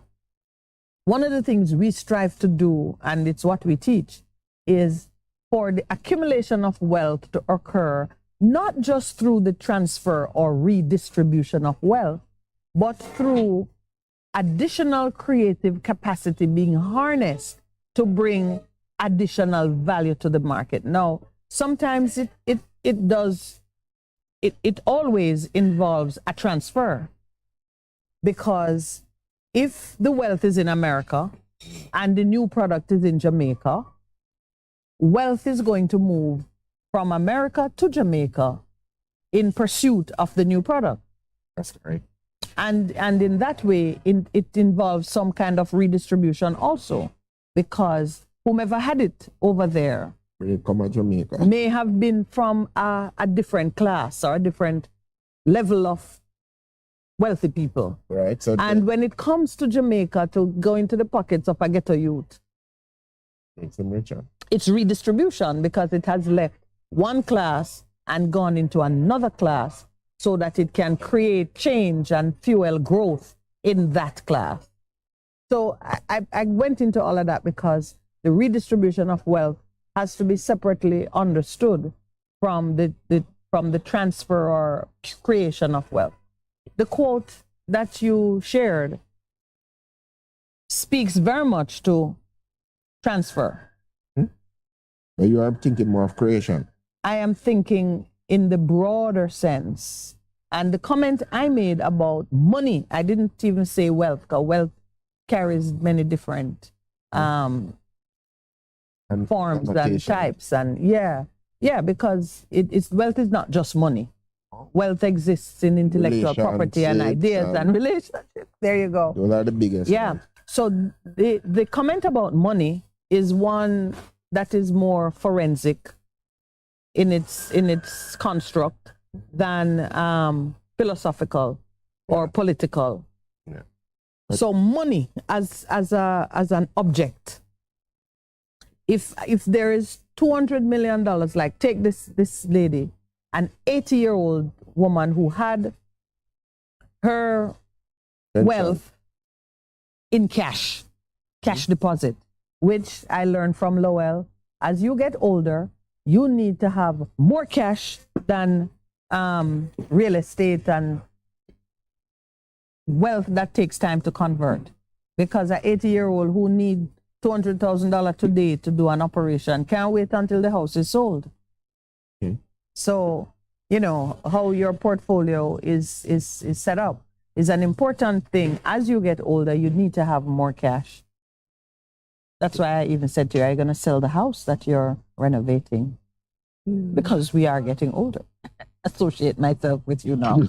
But, and this is a big thing, for an 80-year-old woman to be filing a lawsuit to chase down her cash, the odds are against her. Yeah. Unfortunately. Yeah, the odds are against her. And this now is a major thing for a country to grapple with, because as your population gets older and need to have more cash immediately available, but can't trust putting it in a bank. That is it. But even what we see happening in the state, it reaches us. In fact, it was here. It is here before, because she called. She sued everybody. She sued everybody, and rightly so. Let's share the details. 80-year-old woman had an account at Stocks and Securities Limited, reportedly defrauded of $830,000 US. And she has filed a lawsuit against the investment firm, against Jean and Panton, whom everybody knows, spoke out and said what she said. But she's gone against the founder, Hugh Croskery, and 8 other people. And the 8 are names easily recognized. Let me give you the names, because we've heard them speak up. Yeah. She sued Hugh Croskery and his son Mark. Yeah. She has sued Lamar Harris and Zachary Harding, who were executive directors in succession. I think Lamar was succeeded by Zachary. Yeah. She has sued Jeffrey Cobham, who I think is the chairman. Yeah. And she has sued Sarah Meany. I think that might be one of the daughters. Lawrence Adamson, Peter Nibb, and Ivan Carter.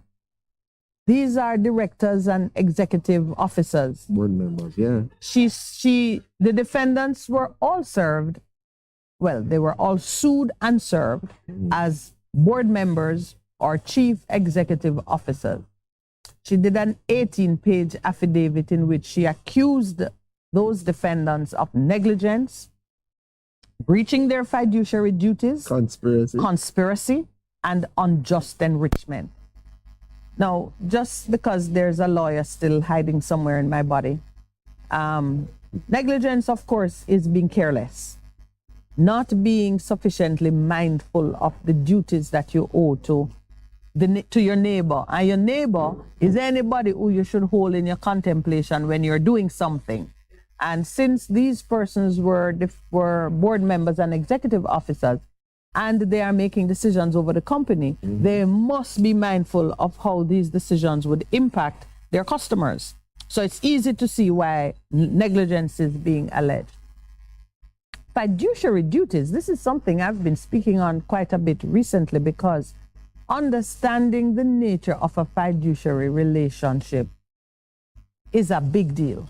Directors of a company are all fiduciaries because they must treat the duties they have to the company as if it's their own business, even better than your own business, because you might get idle with yours, but you can't get idle with theirs. It denotes a high level of trust and confidence and professionalism in how you carry out your duties, usually reserved for banker client and money-related responsibilities, but has been broadened to include lawyer-client relationship, doctor-patient relationship. So you understand that your fiduciary should be as careful with your business as you are with it.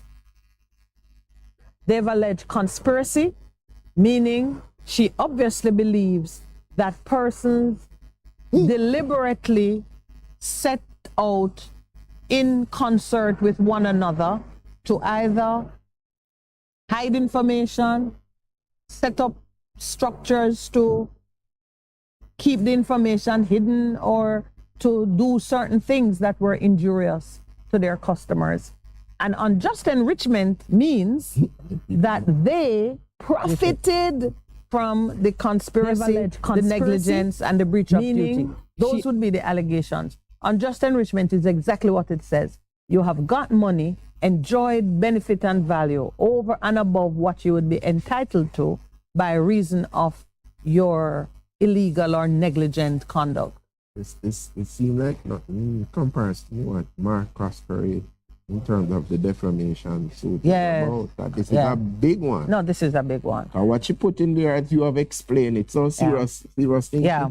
And you can see easily how those things would arise in a situation where you have a pool of cash under somebody's care and it disappears, and what you hear is a member of staff confessing to years and years and years of thievery and obfuscation and hiding of things. It suggests that your leadership wasn't at all leadership. We started off on that this morning. People who are in positions of leadership but aren't actually leading. Because if you're the leader of an organization, you must know. And you set a standard that these types of checks and balances must be maintained, these kinds of reports must be done. And the question is, when it broke, some people distance themselves quick, but they never saw this coming. Because when Usain Bolt, we have not heard Usain. I wonder if Usain get back in money or not. Not tell we. Well, in truth, he wasn't the one who tell we saying losing. No, but here it came out and he then confirmed. That's it. What happened to my money? Yes. So this is serious though, This is serious. Yeah. But and it just, and whatever we may say in regards to, but it start from them. Remember the thing, it wasn't me. We should have played a song there when... You'll have to play it privately when you're at home. It wasn't me. It wasn't me refrain that people passing out and not taking responsibility. And that is something that we called out early. The finance minister was saying it wasn't me. And then it comes in terms that this report is there and him say, we never see. Oh, man. Now, this lady has a famous name. She is, what's her name? She is Ford. I'm trying to catch her first name. Jean Ford. Jean Ford, sister to twin brothers who have both died, Dr. Roland Ford and Henry Ford. The Henry Ford is certainly famous. Her two brothers encouraged her to start investing funds for her retirement through the firm. She became a client in or about 2000. She lives in Canada, so this affects the diaspora too. Can you file suit about the commissioner of police? One of the incidents of which she complains is that she had 11%. She had an 11%. 2021 issued. She had, I'm trying to read it properly. JPS had issued a bond that paid out, I guess, 11% return. Should have been paid in 2021. Yes. And they seem to have sold her interest in that bond behind her back. I should not know about it. All right, we are getting the 8 o'clock signal. Yeah, we'll leave this alone for the time being, and no, we'll come back to it on many more occasions. But please stay with us. We're going to be right back. And very shortly after we come back, we'll go into our JPS segment. So we'll shift gears appropriately when we return. You're simply the best. Better than all the rest. Better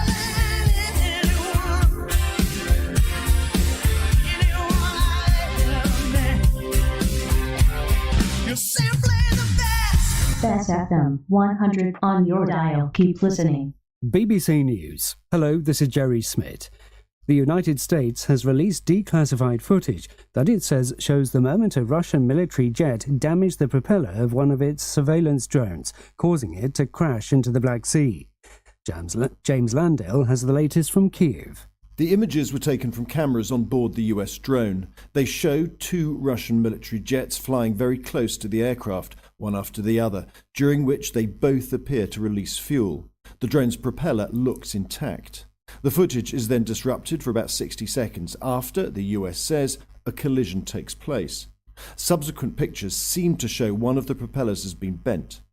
The Pentagon said the footage was edited for length but shown in sequential order. Russia has disputed the US account of the interception and has insisted there was no contact between the aircraft. The Polish authorities have confirmed they've charged 6 foreigners with preparing acts of sabotage and spying for Russia as part of an operation to disrupt military and aid supplies to Ukraine. Poland's Interior Minister, Mariusz Kaminski, said there was evidence the group had been paid by Russian intelligence. Adam Easton reports from Warsaw. Mr. Kaminski said the group had prepared sabotage acts designed to paralyse the supply of weapons and aid to Ukraine. He said the 6 people charged were foreigners from across Poland's eastern border. Another 3 people have also been detained and may be charged with spying. A report by Polish radio station RMF-FM said cameras had been found near a small regional airport that has been converted into an international logistics hub supplying military and humanitarian aid to Ukraine. The leaders of Japan and South Korea have hailed a new chapter in their relations after a meeting in Tokyo. The two Asian democracies face increasing challenges from North Korea and China. Earlier, Pyongyang fired a ballistic missile into the Sea of Japan. Here's our Tokyo correspondent, Shaima Khalil. One of the big moments of this summit is the fact that these two leaders are in Tokyo standing next to each other and expressing the commonalities between the two countries after years of heightened tensions. They were both quite in tandem, if you will, about North Korea. And I think in firing that intercontinental ballistic missile, which landed just outside Japan's territorial waters earlier today, North Korea demonstrated how important it was for both countries to work together in the face of growing threats from Pyongyang. Shaima Khalil. European markets are trading higher and shares in the troubled lender Credit Suisse have soared after it said it had secured a loan of up to $54 billion from Switzerland's central bank. The Swiss government is holding an emergency meeting to discuss the crisis. You're listening to World News from the BBC. There have been chaotic scenes in the Senegalese capital Dhaka, where the opposition leader Ousmane Sonko was pulled from his car as he was driving to court to face defamation charges. The security forces were angered by the circuitous route Mr. Sonko was taking. There followed an angry confrontation between his supporters and riot police, during which several people were injured. The US Secretary of State Antony Blinken is visiting Niger today on the second leg of his brief tour of African nations. He's expected to announce more US support for Niger's fight against a jihadist insurgency that's forced millions of people from their homes in the Sahel. The United States has been losing influence in Africa to China and Russia. China has accused the United States of unreasonably suppressing TikTok after US officials said the video-sharing app should be sold by its Chinese owners. TikTok is widely popular in the US, but the authorities are concerned that it collects data that could be accessed by Beijing. A Chinese Foreign Ministry spokesperson, Wang Wenbin, said the US had yet to prove that TikTok threatened its security.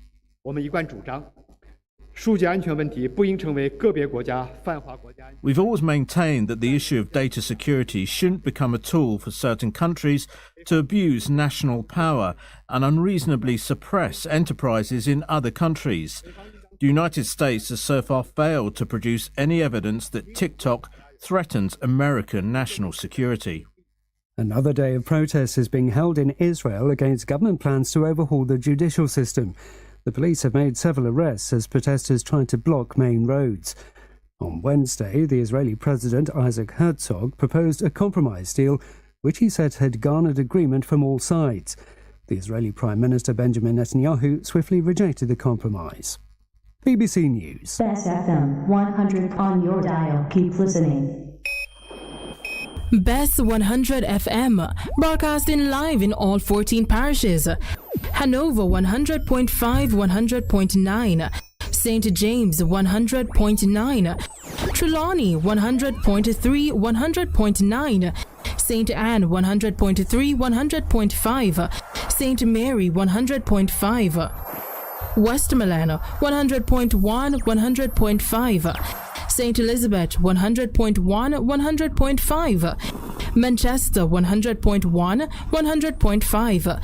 Clarendon 100.1, 100.5, 100.9.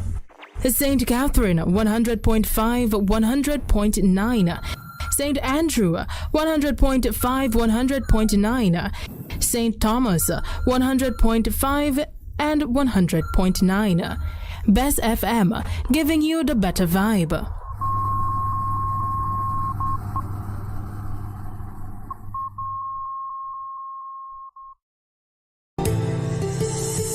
This parenting tip is brought to you by Bess100 FM.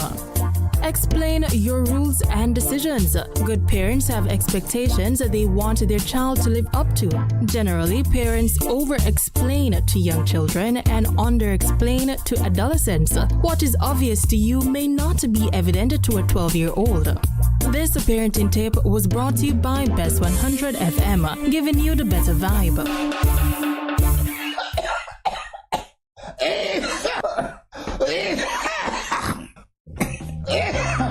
That no sound healthy at all. Get healthy, my friends. Stay balanced. Tune into this station, Bess FM-100, every Saturday morning, 8 o'clock to 9, for this wonderful program, Your Health Today, with me, Dr. Clarion Palmer.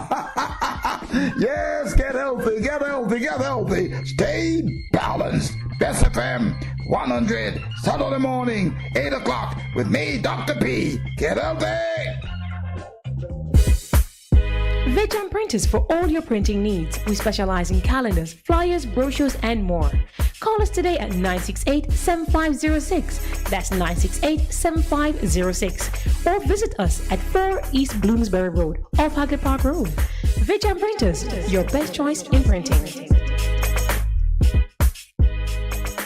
Need a package delivered? Give via Express Courier and Shipping a call. We have secure and efficient island-wide delivery at competitive rates. Same day and next day delivery are also available with 32 pickup and drop-off locations island-wide. We offer the most accessible courier services. Contact us now at 876-499-2621 or 876-499-2554 or visit our website at myviaexpress.com. or visit one of our 32 locations across the island. Choose Via Express Courier and Shipping for your everyday and island-wide shipping. Half a tree, 1 already, 200, ready mama, ready. Is this the confusion you feel when trying to work your way through medical systems in Jamaica? Try a dose of Ask Dr. Mary every Thursday at 5 to 6 p.m. Let Dr. Mary help you understand your medical problems and bring you to a calmer place.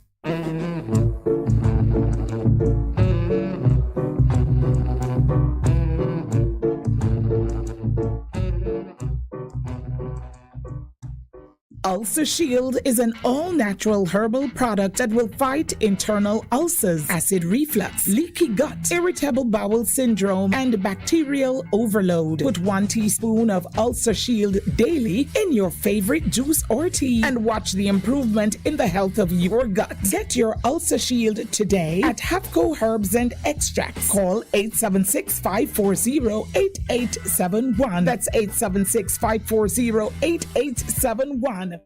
The Morning Connection is not your usual talk show. We aim to stimulate discussion and chart new paths to self-empowerment.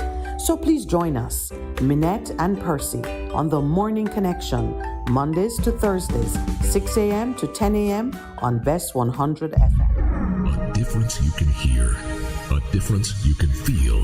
Bess FM-100 on your dial. Keep listening.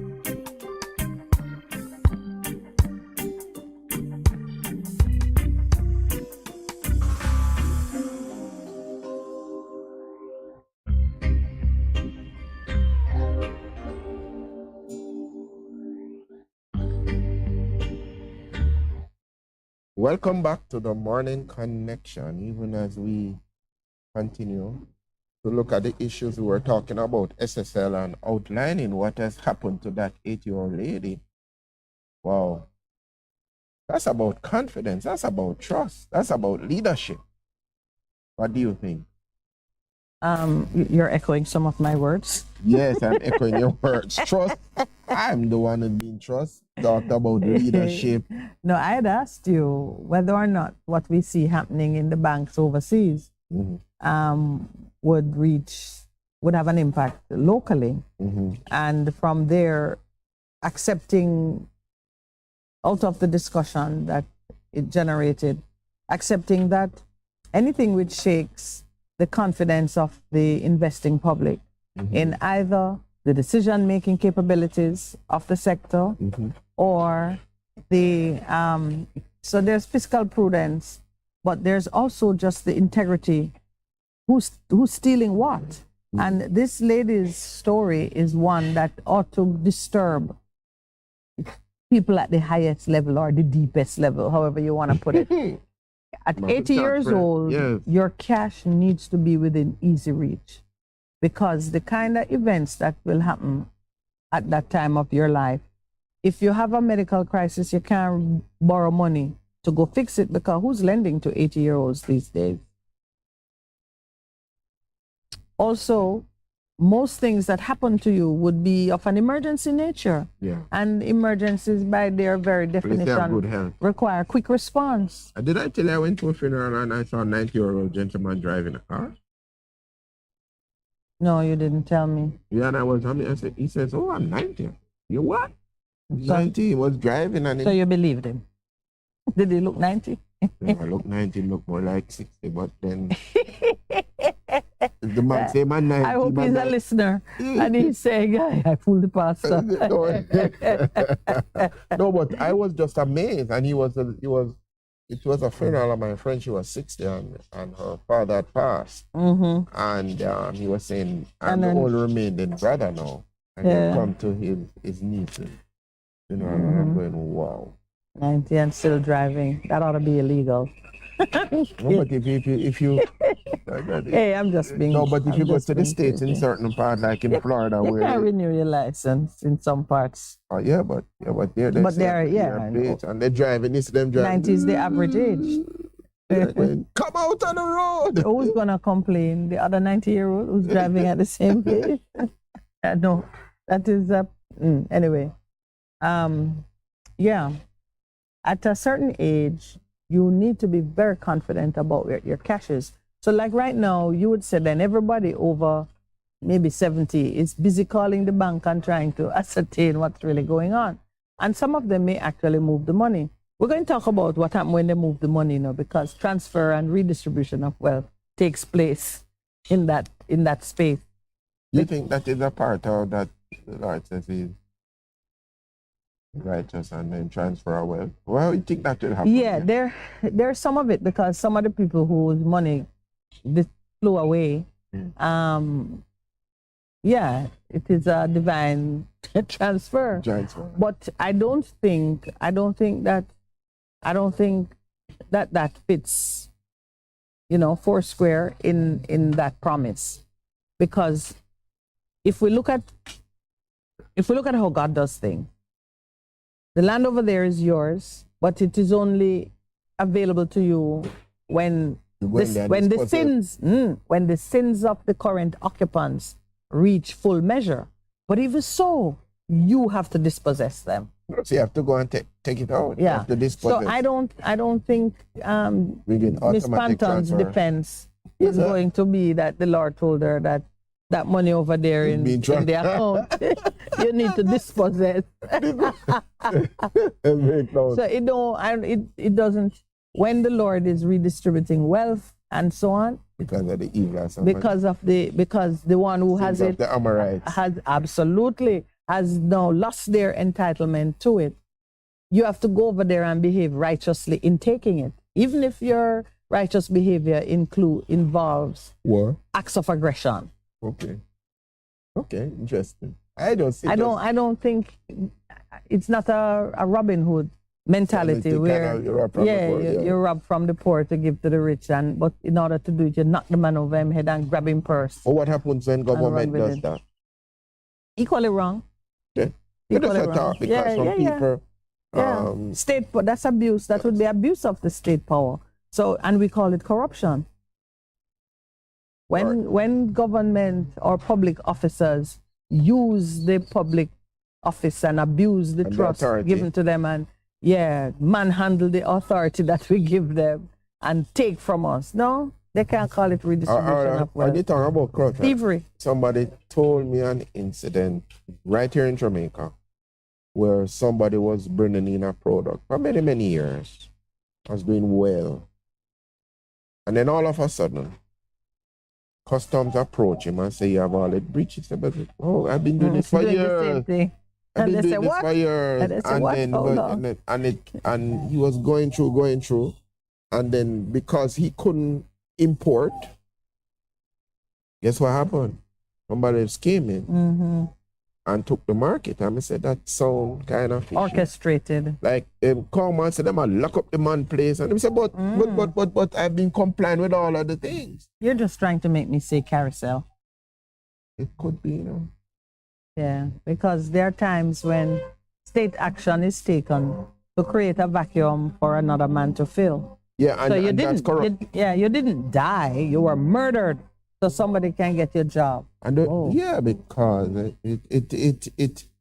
and that's corruption at the worst, because here it is that somebody saw an opportunity, the field is opened up, I come to you legally and you give me the license. I say, all right, and then me operate and me invest all of this money, and then you come and say, no. You have this problem and that problem. I said, but can we do it? And he said, no, but other people like SSL, they get the whole heap of time to do what they was doing. And he said, hello. And others are crushed in the egg. Yes. Yeah. So your sister is saying, and not tongue-in-cheek, she says, once you redo the test and you pass, they are driving even older than 90 years. Well, passing the test is an important part. Yeah. Yeah. And they might be but that's interesting. But then there might be robots that look old. Robots that look old. Or the self-driving car. But that I don't want us to miss that corruption thing, Yeah. Because the lady hitting back at them, she might not live to get her just reward, but she's saying to the powers that be, wise up. I entrust all of this in good faith to you, and this is what happened. Yep. And it's a licensed entity that goes under regulation. Yeah, so come on. All right. Before we burn up the air and have to deal with the power company, I just want to mention two things. Yes, ma'am. In yesterday's paper, there was mention of the fiscal commissioner. You know of that creature? There was legislation passed 2 years ago, it is said, bringing into being EPOC. this I don't know if it's related to EPOC. It is in the minutes related to the Ministry of Finance. A commissioner who they've gone ahead now and they've recruited, or at least 2 persons for the office. And this commissioner is busy staffing up, and his job, his mandate is to have oversight of the implementation of fiscal policy. That must have come out of EPA. So, and they've hired somebody. Oh? Today I am reading about another government authority, the Police Civilian Oversight Authority. Now, this one existed before, and she have her staff, though she's complaining that the office is understaffed. I am just reminding Jamaicans, those some of you who know already, for me, it is new information. Although I did read their report, I didn't go and investigate who they were at the time. Courtney Williams appointed Percival. Yeah. That's his name. Yes. Whoever that is. But you can look and see what this body is supposed to do. And we're going to talk about the might and power of man that cannot accomplish a thing. Because if the Spirit of God is not moving in your decision making, it can't happen. Anyway, the CEO of the Police Civilian Oversight Authority is in the news today saying that the office suffers from a lack of resources, and this lack of resources hampers their performance.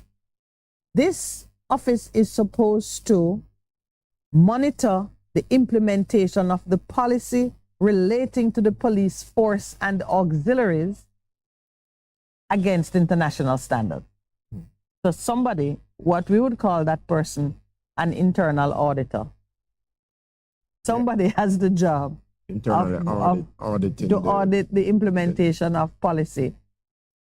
But I think the word civilian is critical because it's not police having oversight of police. It's a civilian person. The question is, who is Courtney Williams? He used to work in the Ministry of Finance. He was... Yes, but... Yeah.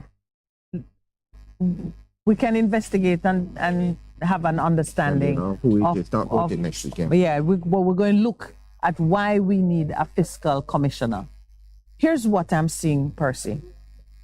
As we flounder in the performance of good governance and competent leadership, we complain about the lack of competent leadership.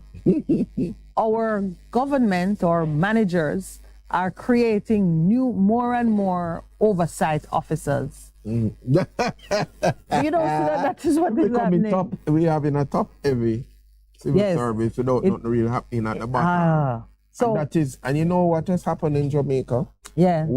Every time we have a problem, okay, we're gonna fix it this way. You set up these elaborate organizations, and then they don't fund them. You don't fund them. And that's the problem with this one. You don't fund them, but look at what has happened in the Integrity Commission. But let's go to that big one. And then they cancel them because remember we had a problem with the misbehavior of the politicians. The political ombudsman came into being.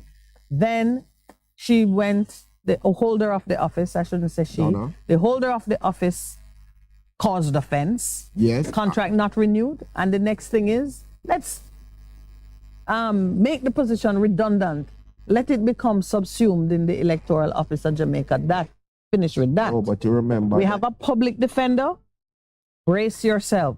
The day the public defender takes on an issue that step on the corn of some significant personality or institution, the public defender will disappear and people will say legal aid and whatever facilities are provided through that mechanism should cover the breach of any citizen's right. Watch and see what's going to happen. It's what we do. But remember, as we speak against it.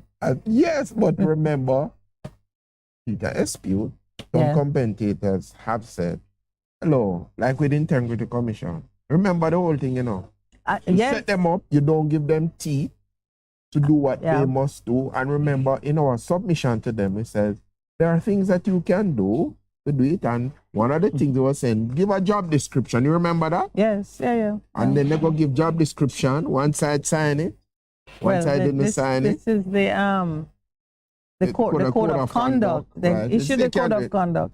One side yeah. And then now, let us not forget that the Prime Minister is about to make his presentation in the budget debate, and it will be closed by the Finance Minister. I need to find out when.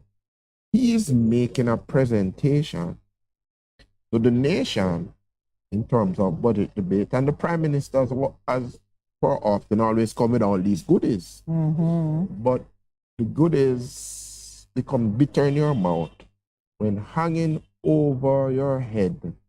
Are we back to confidence? Prime Minister, yes. Because if he is in default in some significant way, yes, the Integrity Commission, he's going to make that announcement. Oh, it has been cleared, but I know he can't make that declaration. Integrity Commission has to make that declaration. It has been, and we are now in March. Well, there's the fact of the statutory declarations that that needs to be gazetted. They're soon going to pile up on him. And then SSL is. We're coming close to the time for JPS, and I want to include this in our discussion. Look at what the executive director of this oversight authority is saying. We know of their work, because last September they released a report that highlighted the deplorable conditions of the lockups in the JCF Area 1, Western Jamaica. And they did another report in November that brought attention to the poor accommodation and working conditions for staff at JCF's Marine Division. I remember the one that looked at the lockups, because I was asking you, as JP, Justice of the Peace, were you visiting the lockups? The lady is saying that although there's a report that some of the problems with the JCF, they have taken measures to remedy the conditions, they have been unable to visit and verify the accuracy of the report because they have a manpower shortage. So the point you made about setting up these institutions and then underfunding them frustrates the achievement of the stated objective. So she has a staff of 16. The establishment is... she has a staff of 10. No, she's supposed to have 16. That is what is put in there in terms of finance. Yeah. So she's 60, 10 out of... So 10 out of 16. That's what. Yeah. But she says, there's a curious way of describing it, but she only has 10 persons. So she has to be very careful how she expend her resources, because you can make the report, but then you can't check to see. Listen, man, it's stupidness. Not the idea of monitoring this is fine, but the fact of the matter is, some of these things, and now to be fair, you remember we spoke about the quotidian civil society institutions? Yeah. Some of the things that the government take up and put on the public purse should not be there. Civil society should initiate, fund, manage some of these things that get done. And even if you get the occasional grant from government because they are supporting it, I'm back to what Elaine said to us yesterday. Should the government be the largest? Shouldn't the government be the largest employer and find things for people to do? No. It looks like the government feel that that's what it should do. And I don't because think it routinely sets up, it wants to self-regulate. You can't do that. And you can't achieve that in all areas. Certainly not without a whole heap more integrity, transparency, and fundamental perspectives on accountability than what we currently have in practice. You can self-regulate, because I self-regulate. Yeah. You self-regulate. Self-control. But if you are seeking to display to others that your standards are what they should be, let the people who you're trying to convince be the ones to test it and look at it and have oversight of it and pay for it. Yeah, because a lot of us, and I'm just shifting it to another level. Yeah. We speak about a lot of things that are remember cafe? Yeah. Citizens for free. Fair and free election. What has happened to cafe? We don't hear anything. They need an election. Cafe really rise to the occasion when there's an election. But they were one of the persons that said you need it. The local government. Yeah. But those things should be funded by us because elections and democracy are important to us. Yes. Can't be the government. Can't be the government. Yeah. By the way, it's 8:30. I see the producer looking to tell us to break. When we come back, we are going to have our friends from JPS with us. And very shortly after that, our brand new exciting segment with the police officers who are here already. And I see a police officer lady nicely attired in her uniform. All right, break. When we come back, lots of things to share. Bess FM-100 on your dial. Keep listening.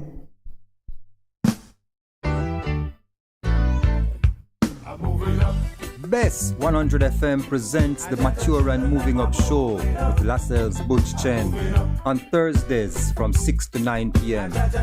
Welcome to this pioneering radio program on our continuing worth in our maturing years, compellingly defined to educate and liberate the younger generation. Tune in and welcome. This parenting tip is brought to you by Bess100 FM. Explain your rules and decisions. Good parents have expectations they want their child to live up to. Generally, parents over-explain to young children and under-explain to adolescents. What is obvious to you may not be evident to a 12-year-old. This parenting tip was brought to you by Bess100 FM, giving you the better vibe. One already, 200, ready, mama, ready. Is this the confusion you feel when trying to work your way through medical systems in Jamaica? Try a dose of Ask Dr. Mary every Thursday at 5 to 6 p.m. Let Dr. Mary help you understand your medical problems and bring you to a calmer place.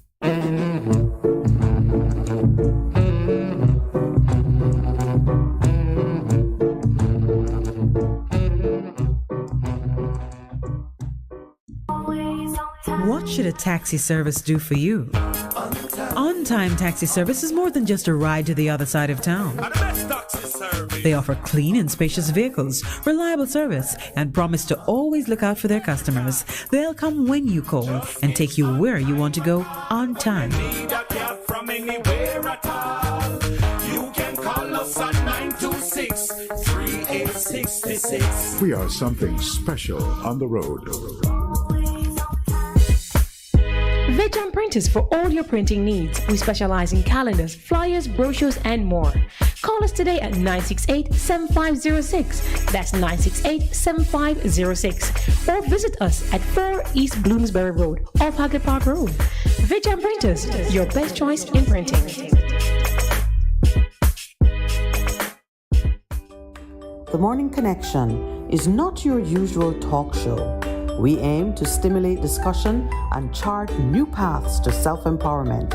So please join us, Minett and Percy, on The Morning Connection, Mondays to Thursdays, 6 a.m. to 10 a.m. on Bess100 FM. A difference you can hear, a difference you can feel. Bess FM-100 on your dial. Keep listening.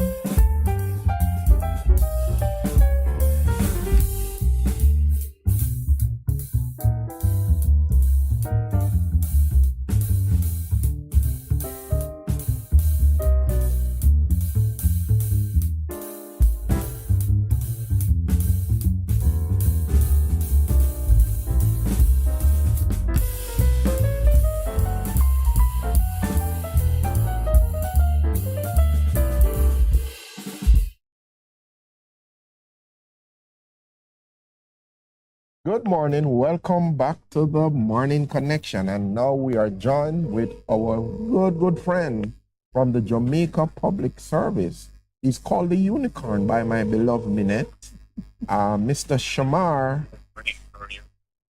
Good morning, Shamar. Percy was doing a very elaborate, you know how they say, get ready to rumble? Happy New Year to you, Shamar.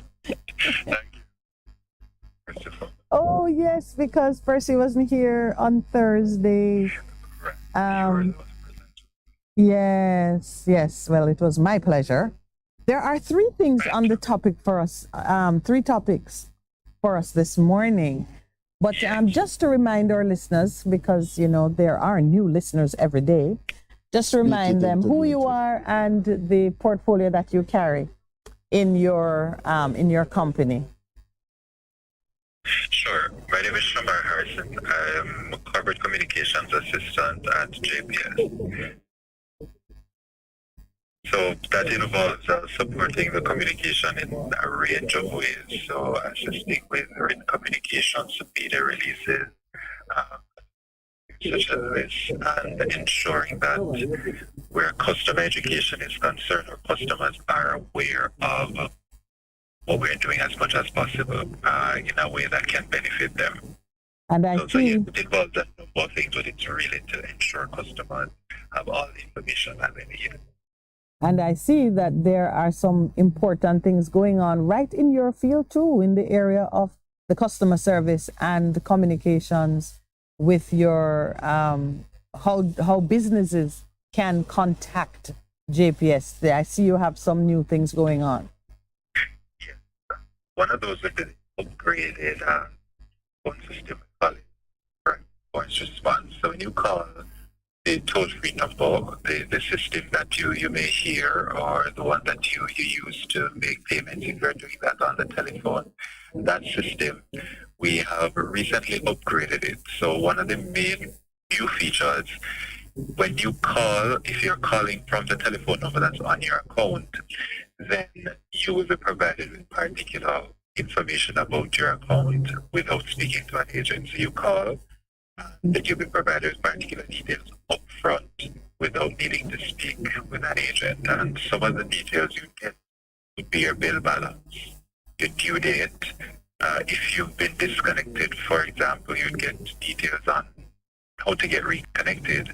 And if there's an outage affecting your area, you'd get some outage information, the duration, the likely time of completion. And we found that this has been very helpful to customers because you may not have the time to wait for 20 minutes. That's well, it's but you may not have the time to wait to speak with the representative or to press a lot of buttons. Provide this information up front. That's the number. Is why I want to encourage customers, if your current telephone number is not the one that's on your account, you need to reach out to us so that can be updated, because it allows you to access this feature and other self-help features as well. Shamar, you know that is good news for me though. You know why that is good news? Why I think you would benefit from this as well. Yeah, because you get a call and says you are caller number 10 and you wait. We'll be right back with you, and you get this wonderful jingle and thing, and you get frustrated and you're on the phone for 10, 20, 30 minutes. And sometimes 45 minutes. Oh, wow. Depending, as he says, on the volume. But could you just walk us through what is involved in updating the number on your account? Because it sounds like that is critical to getting value from this new approach. Well, Percival's right. Though the wait can vary, it can be a very short wait, it can be a lengthy one. So yes, a number of people would be happy about this. And in terms of updating the information, I'm glad you reminded me of that. You can do this a number of ways. Do the MyJPS mobile app or web portal. You can also do it by direct message on Facebook and Twitter. Oh. You can do it by calling our customer care center, and the numbers are again 225-5577, and that's toll free from Flow. And 888-935-5577, and that's if you're calling from a digital number. You also have the option to do so through our web chat service, and that's on our website at jpsco.com. And this is available Mondays to Fridays between 8 a.m. and 5 p.m. So again, the mobile app, the web portal on our website, direct message, Facebook and Twitter, through web chat on our website, and by calling the toll-free number, the customer care center. Now, I see that the upgrade you just described for us also involves a callback feature. How does that work? Does it actually work? Yeah, that's true. Yes, it actually works. So Percival was mentioning waiting in a queue a while ago. So if based on the wait time, the number you've gotten, or how busy you are, you actually have the option of choosing to save your space in the call queue. Yeah. So once we get to that space, our representative will automatically call you back. Right. No, it's gotten even better because before we'd call back the number that's on your account. Now you actually have the option of inputting another number for us to call you back on. Yeah. So this is an additional feature that persons find really convenient. Very useful.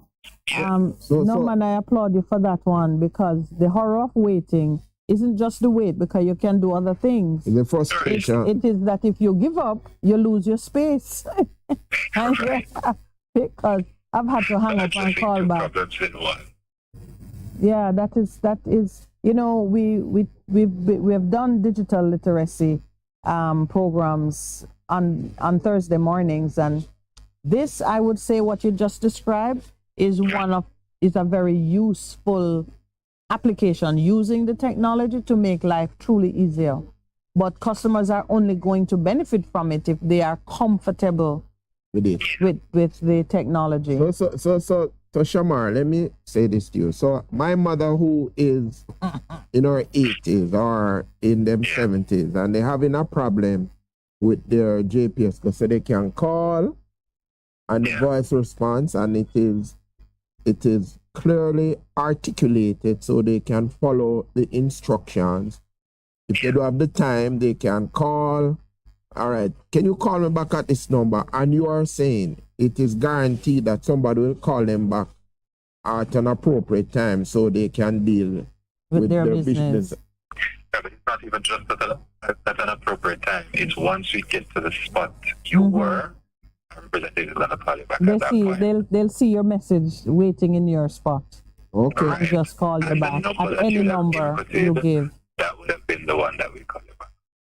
So, okay, so when you say the number you input, now, is it that you speak it, or you're going to have to type it in? Or how does it work? You speak it. Okay. And the program translates it. Wonderful. See, technology. So you do have some other things now. The My JPS mobile app. How is that going, by the way? Are you getting rapid take-up of it? Are most of your customers finding it useful?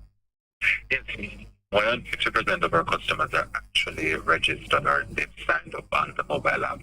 It launched it for a few years, or relaunched it a few years ago.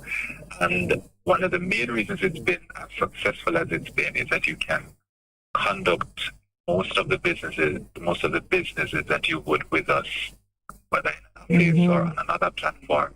Power at your fingertips. Exactly. Bringing up more power and control to our customers has been very attractive, especially since the pandemic, and most persons have had to readjust to a more digitally inclined world and way of operating. It's been rather successful, and customers are expressing how pleased they are with the service, because there are really, the range of services, it's a wide range. So you can view your bills and manage multiple accounts. You can pay your bills there. You can track your usage, and in tracking, especially for smart meter customers, you can track your usage on a monthly, daily, weekly, hourly basis. However you see fit. Right. So that almost real-time update allows you to on based on what you're seeing, and that would allow you to actually be able to reduce your consumption and therefore impact the bill, not just at the end of the month when you get it, but almost in real time. You can apply for new service through the app once you've submitted all the required documents, which you'd be advised of. And that's it. You can request for service to be terminated. There's really so much. And another feature that I must mention, another feature I must mention is that you can set a budget. So when you set a particular amount of money, if it gets over that, you get an alert. So that allows for you to, if, for example, you only intend to spend $5,000, or you think that's the amount you typically spend. Yes. You set it for $3,500, and it gets to that point. You can then, know, and if you need to make adjustments, that's a good opportunity to do so. May I ask a question about that feature? Sure. If you don't actually set the budget, is the app intelligent enough to give a true estimate of your daily usage based on what it's recording? And that estimate in dollar value? No, in terms of your consumption. And the reason I ask is that I've noticed that it will send you an alert that says you have, X kilowatt hours left at a rate of, so much per day. Is that an artificial rate, or that is an intelligent rate of use based on your actual usage? Well, that would affect. Yes. Actually, from your smart meter, okay. The actual consumption that you're being advised of. Yes. So I think that's truly a great feature, because persons who might not even know how to set a consumption budget, constraints, or the framework, or the boundaries. Yeah. One of the things that I think customers' education on it, such as you are doing, is truly useful. Persons get an opportunity to learn more about their own usage and consumption, and give, and in so doing, have the opportunity better plan to control. And project, Yes. So I certainly applaud you for that feature. I think any utility provider that can put that power in the hands of a customer will do well and will help customers to manage their expenditures even better. And increased transparency usually helps as well. We understand that bills aren't always the easiest thing to understand. When you're not understanding what's happening, you may not feel as comfortable. And you get suspicious. Right? So when you have access to so much related to your usage, separate and apart from the bill, then that increases your level of confidence. Your confidence in, yes. Happening. And then you have more control over the outcome. So since you are in the communications part of the business, are you seeing that there is some increased customer confidence and with JPS? I would say the high percentage of customers using the mobile app, it must be a positive. About 50%, you said? More than 60. More than 50%. More than 50%. More than 50%. So we do various surveys and assessments to get feedback from our customers, and we have seen an increase in confidence, increased confidence in our technology, increased confidence in our services, and even in the experiences customers are having. Now, it's not at a level that we're comfortable, but we are seeing the difference. And then we find that one of the things that is pretty evident, the traditional ways people feel about JPS, the mistrust. Is that changing? Is that changing? It is changing. But we also realize that in a number of cases, it's not linked to any personal experience. Yeah. Somebody else say, here, say. Heard somebody else say something, and they adopt it because spoken about so much. You may drill down a bit, what experience caused you to feel this way. And there really isn't one. And we understand that, with hearing comments from other people, with traditionally there being some level of mistrust, that there is still work to be done, but we are seeing the improvement now. And what we encourage, though, you can't always take what you hear from somebody else at face value, because sometimes it may be that a simple misunderstanding in terms of what's communicated or seen. Or yes, sometimes they really did have a bad experience, but that doesn't mean that yours will be that way. So we are seeing a change. We're happy for that because it helps in the relationship between us and our customers, and therefore it helps. Trust. Please permit Minett and Percy to take a bow for adding to that. Trust. I know, and I say it often, that I personally have been educated and my attitude towards JPS has improved through the program that we're doing. And I've taken the plunge and gone with your prepaid service. I've encouraged Percival, who is about to do the same. And the producer just said he too has encouraged his son to make the move. And can I tell you, the producer is booking another segment with you because he wanted to be a part of this discussion, but he's busy producing. The work you're doing on this front and the program you have with us, we think that it is having impact and it's effective. You do have one other thing, though. You have a third gift to open up. It may come with a little bit of discomfort. But, then that's not a gift. But talk about that. Well, so as we continue to improve our customers' experience, by creating greater ease, we will be upgrading our core customer service system.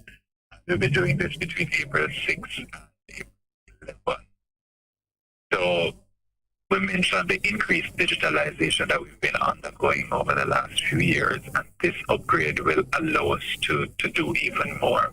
So it's to ensure us, we put measures in place to ensure a smooth transition and to minimize the impact on customers. But during the exercise, some customers may experience delays in receiving their most current bill balances. Okay. There may be delays in seeing your payment. If you made a payment during this period, there may be delays in the account being updated. And there'll be a delay in cutting off the light, right? Because you know that is in the system, right? I knew that question was going to be asked. So you're very prepared for it.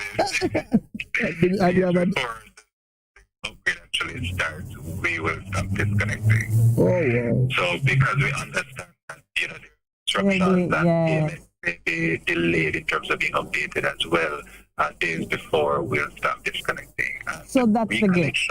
That's a gift. Grace, you have a grace period. But another delay though is in reconnection. So we'll still reconnect, we'll still be able to facilitate that, but it may not be as automatic. They may need to call us, call the customer care center, or send us a direct message on social media or on web chat so that we can, facilitate the reconnection. But the gift would be what happens after we've done the upgrade. So following the integration of the new system, you can expect to benefit from overall improvements in the service. And one that I can tease is that shortly after the upgrade, customers will be able to update to their, remember we're talking about updating your contact information. You'll now be able to do this through the mobile app and the web portal, and that leads to a direct update in the account system in the back end of it. So that will basically be immediate. Yes, first of all. Do you know that the time that you are choosing to do this disruption and update is right in the middle of Easter? You guys took that into consideration? It was relatively unavoidable because of the upgrade that was necessary, but it was taken into account based on the number of days before that we'd be suspending this connection. So that was a consideration. Because I said it because between the April 6th, which is Holy Thursday, right over that, you have that Easter weekend, So a lot of people are going to be off work, and I can tell you're but that's the best time to do it because also consideration of course. in that. Also a good time for some persons because they would not necessarily be doing particular processes. Some persons may and others may not. So that's an accident. to consider. That is the best time. Holidays. All right, no problem. That's the best time to do it. You don't want to disrupt productive activity. Leisure time activity, you can play with that a bit. But may I ask how this will impact your prepaid customers? Impact in terms of particular functionality or? Well, because you also disconnect if the prepaid customer has run out of credit. Yeah. You'll still be able to well, it wouldn't be a disconnection, but I get it if you run out, you do without but you're still able to purchase I see. top-ups during that period. You're able to request the emergency top-ups if you're running low and you can't get to Okay, so I didn't learn about the emergency top-ups. Yeah, man, so we offer emergency top-ups generally.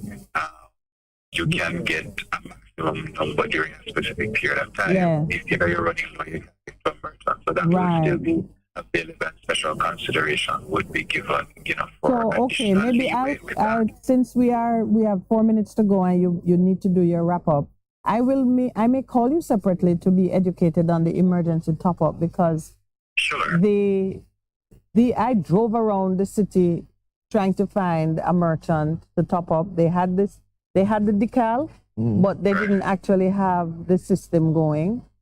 And the place that has become my staple place now, the machine is slow. It has to rest for 2 minutes between each endeavor. Well, you should be able to but that could be internet speed as well. Top up online eluded me for about 3 days. Anyway, I don't want to steal Lowell's commentary, and that's not why you're here. So I won't push you on that. But I'll be glad to talk with you further about it. Yes. So you have a sure invitation, or however your schedule will permit it. All right, so let's recap for those who have just joined us. Everyone knows that JPS cares, and they show their caring through the partnership with the Morning Connection. And this morning, our guest is none other than the unicorn, Shamar Harrison. Not so much a unicorn anymore, but so far is the only male we've had. Yeah. We've had a bevy of wonderful ladies. Beautiful ladies, if I may say so. That means now I have to say something appropriate to Shamar. I call him the unicorn because so far he's mythical. We haven't seen him yet. Listen, Lowell, the producer, says you must come in one morning. So, all right, that's another gift. So in the time you have left, just remind us what's happening with the upgrade, the My JPS mobile app, and the likely hardship as you do the big upgrade over the Easter weekend. It's so strong, but I get your point. The discomfort. The likely. JPS is very happy and proud of the work we've been doing with regard to digitalization. One of those things would involve the upgrading of our telephone system. So when you call JPS at the telephone number that's on your account, you'll be provided upfront, without speaking with an agent, your bill balance, your due date, and if you've been disconnected, you'd get information on how to be reconnected. And if you're experiencing an outage, you would get details on that outage as well. Oh, and if you want an emergency top-up, you can just say, emergency top-up required? Well, that does require additional steps, but it is I'm messing with you, man. Process. Yeah, that's fine. There's also a new callback feature that if you're unable to speak with a representative, you can select this feature and input the number that you'd want to be called back on. And once we get to that position that you were at, then a representative would give you a call back. In addition to the upgraded telephone system, our mobile app continues to be a service point of excellence that customers are really praising. We continue to improve the features offered here, and for the most part, all the processes and all the business that you'd want to conduct with us through any other avenue, you can do so through the mobile app. Wonderful. And also remind customers, that we're upgrading our customer service system. So between April 6th and 11th, there may be a few things that you may not be able to do or you've experienced delays, but that will lead to even better service afterwards. All right. Thank you so much, Mr. Harrison, for being with us and sharing what you have. And I think customers should just remember all those good things that the technology will offer will be a part of the upgrade during the April 6th to 11th break. So just think of what comes afterwards and bear with JPS as they upgrade their services. All right, we're right on to. Thank you, my friend, and the same to you. We are going to take our 9 o'clock break now at 9:01. When we come back, we have wonderful guests in house with us.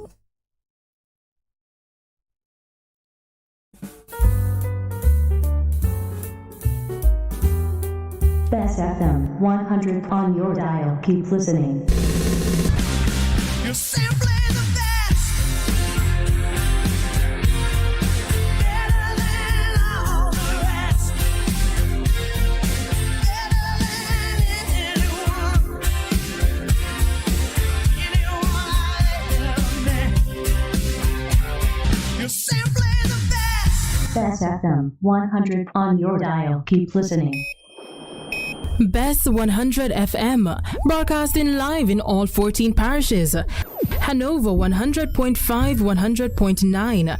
St. James 100.9. Trelawney 100.3, 100.9. St. Anne 100.3, 100.5. St. Mary 100.5. Westmoreland 100.1, 100.5. St. Elizabeth 100.1, 100.5. Manchester 100.1, 100.5. Clarendon 100.1, 100.5, 100.9. St. Catherine 100.5, 100.9. St. Andrew 100.5, 100.9. St. Thomas 100.5 and 100.9. Bess FM, giving you the better vibe.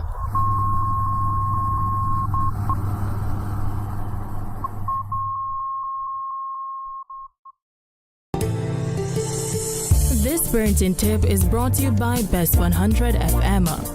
Explain your rules and decisions. Good parents have expectations that they want their child to live up to. Generally, parents over-explain to young children and under-explain to adolescents. What is obvious to you may not be evident to a 12-year-old. This parenting tip was brought to you by Bess100 FM, giving you the better vibe. Having trouble getting parts for your Mazda?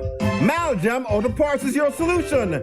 Find Maljam at the new and convenient location off Upper Waltham Park Road at 9 Kingswood Avenue. Maljam Auto Parts, with over 25 years experience, providing all Mazda parts, new and used. Call 923-4389 and 461-1786. Maljam Auto Parts, serving your Mazda needs. For a better choice in all your electrical supplies, A, authorized 3M dealer and better brand names. B, better service including free island-wide delivery. C, all major credit and debit cards accepted. It's ABC Electrical Sales. Shop number 8, Hagley Park Plaza, Kingston 10. Open Monday to Friday, 8 a.m. to 5 p.m., Saturday, 8 a.m. to 4 p.m. We make your electrical jobs as easy as ABC. Call 754-3825-8 or fax 754-3659. ABC Electrical Sales, for a better choice. One already, 200. Ready, mama? Ready. Is this the confusion you feel when trying to work your way through medical systems in Jamaica? Try a dose of Ask Dr. Mary every Thursday at 5 to 6 p.m. Let Dr. Mary help you understand your medical problems and bring you to a calmer place.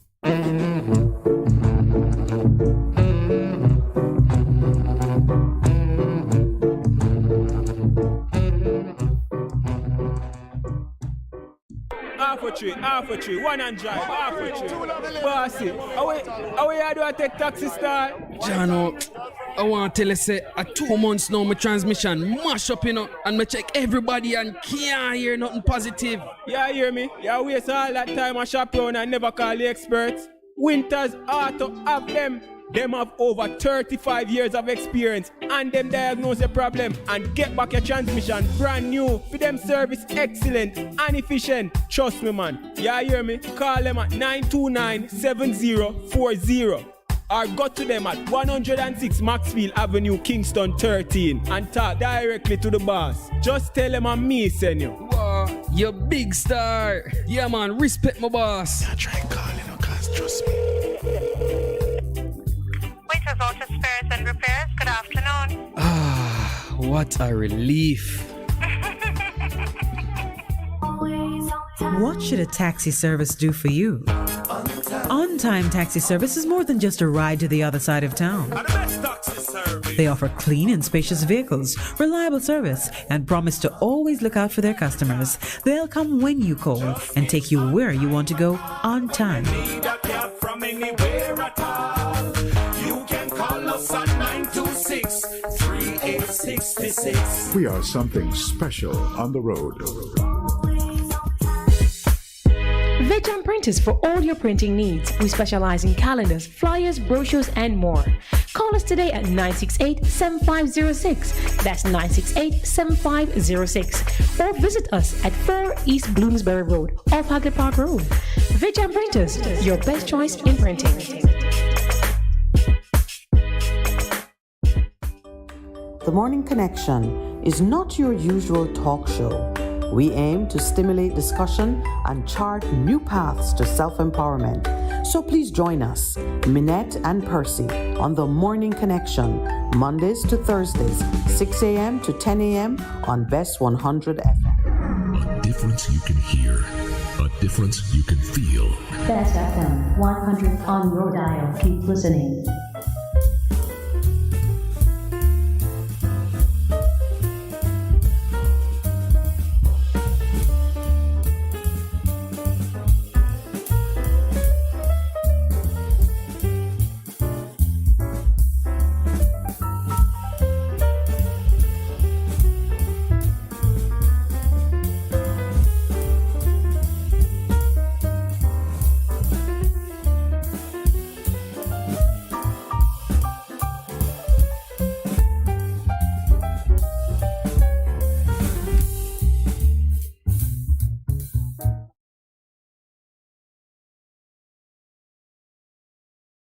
Welcome back and good morning to those who are just joining us. It's a good time to start your morning with us because we have guests in the house whom we are very pleased to welcome. It's not too often we have men in uniform, do we? On the program. On the program. But you know that for the better part of a year, Pastor Percival and myself have been speaking about the administration of justice. We've been looking at issues to do with how citizens engage with the police. We've spoken a lot about the covenant that joins one Jamaican to another and Jamaicans to the state. And we have been declaring over the nation since January 2022 that things need to change, must change, and things need to change on the ground. And of course, you know, you ask for it and the Lord answers, because here we have this morning brand new, I hate when people say brand new initiative, but I'm gonna say it. Brand new initiative. The Morning Connection is forging a partnership with our Jamaica Constabulary Force and seeking to have real live police officers of certain seniority and experience speak on what's happening on the ground, how citizens can engage in a more meaningful, respectful, and harmonious way with our law enforcement officers and getting their perspective. And we're not going to talk about the wage issue because you know that Percy and Minett want them to be paid at the highest possible level. They deserve it, they earn it, and now we have two of them sitting at the table. I'm going to allow the gentlemen to introduce themselves because from time immemorial, I hate to get the rank wrong. I feel like civilians are not sufficiently mindful or knowledgeable It's on their of shirt. how the two of them are in, well, And let their me tell you. uniform, yes. So we're going to learn. We have two of Jamaica's finest at the table with us, and I just want them to introduce themselves. They may do so by rank or by height. Right. Rank, please. Well, first, let me thank you for inviting us here, and good morning to you and, of course, your listeners. Viewers also. Yes, we come in diaspora in Canada, England. Excellent. Show up, Percy. South Africa. Good morning, good afternoon, good night, wherever you are in the world. Yes, my name is Kirk Ricketts. I'm a senior superintendent of police, and I'm the commanding officer for the St. Andrews South Division. I'm Coleridge Minto, deputy superintendent of police. I am in charge of the Duane Park Police Station, which forms Zone 3 of the St. Andrews South Police Division. So what you need to do, your South Division, tell us all the areas that encompass that area, because people need to know. And I know we have a wide listenership there because we get the calls from there. Well, you would have indicated that where I'm speaking to probably a global audience. So let me just first say that, as the Jamaica Constabulary Force in Jamaica, we're the chief, law enforcement agency. The JCF, which is the acronym for Jamaica Constabulary Force, is cut up into 19 geographic divisions that covers the entire country. So, when you say 19, I immediately think of 14 parishes or 15, and you've said 19, so what does that mean? So you have some parishes that would boast more than one division. Based on population or acreage? It could be a number of things. It could be, size, it could be, the type of violence that manifests in those areas. Yes. Okay. So you have more than 14. You have 19. Absolutely. So I am the commander for one of the 19 divisions, and that would be the St. Andrews South Division, one of the more violent divisions in the country. Yes. It is situated in the just along the southern coast, just beside the ports. The ports. Yeah. We have 4 police stations in this division. In the division. It would be the Hunts Bay Police Station, which is the main police station, and Duane Park Police Station, Olympic Gardens Police Station, and Seaview Gardens Police Station. So you miss Denham Town. Just by, I could trust it. There are borders. There are borders. And the reason I say Denham Town is because famously, that community has been the focus of a lot of investment and attention. But it being contiguous on your border means you must share similar... Definitely. The same people, the same activity, and so on. Same activities. All right, cross-border, close.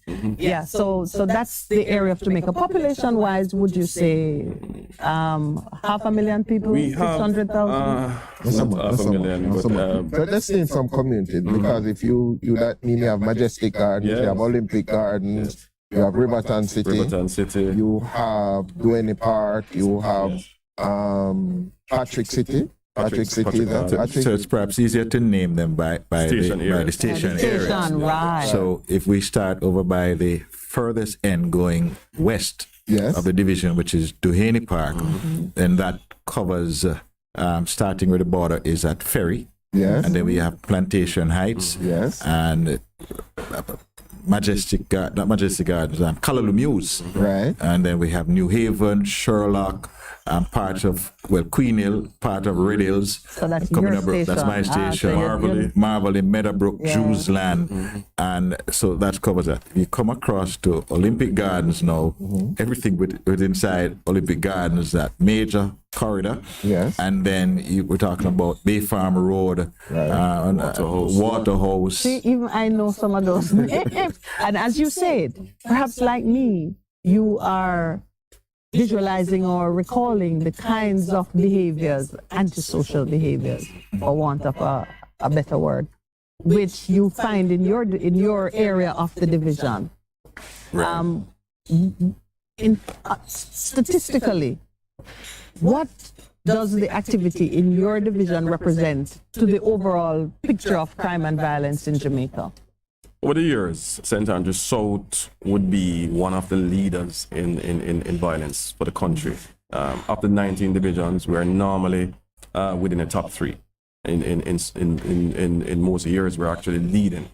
So it's between St. Andrews South, St. James, and Clarendon in some years. So generally, it's you're right, a one of first the or more, third. yes, one of the more violent spaces in the country. In the country. Yes. We're going to speak about what, in your experience, accounts for that. How many years have you both been in that division? I'm just 2 years now. Okay, that's very good. And you just celebrated 30 years. In the force. In the force. But you don't retire if they have their way.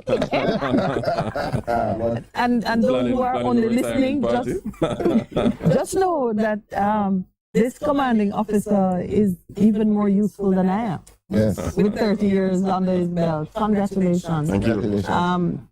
Outside of speaking specifically on matters in your division, I would love to know what kept you faithful, loyal, still serving when we know the challenges. So please remember that before we leave the show, we need to talk. We need and there's a very powerful name. Coleridge was the president.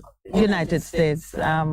Yes. How long have you been serving? I've been serving for 21 years. Not quite as 30, aiming there, but 21 years, and I've been in the division just under 2 years. Okay, so you probably came together. So you're fresh it was blood a few months before. addressing an old problem, which is something critical in how we arrange things in Jamaica. Sometimes the same hands are at bat for too long. Yeah, definitely. So you don't New get that. perspective from time to time. Absolutely. So we were talking now. So you're in the top 3, which usually is a good thing, but this is not a place you want to go. You're in the top 3. How has that been changing, even in your short time, 2 years there? Have you been seeing trends pushing you lower down? Well, currently the trend is showing that we are moving away from the top 3. I'm pleased to say that as we speak, we're somewhere. Double digits. Yes, but I celebrate with you. Where are you in the 19? In terms of in the 19, we're somewhere in the region of the 7th. No. Yes. Which is extremely strange for us, pleasant but strange.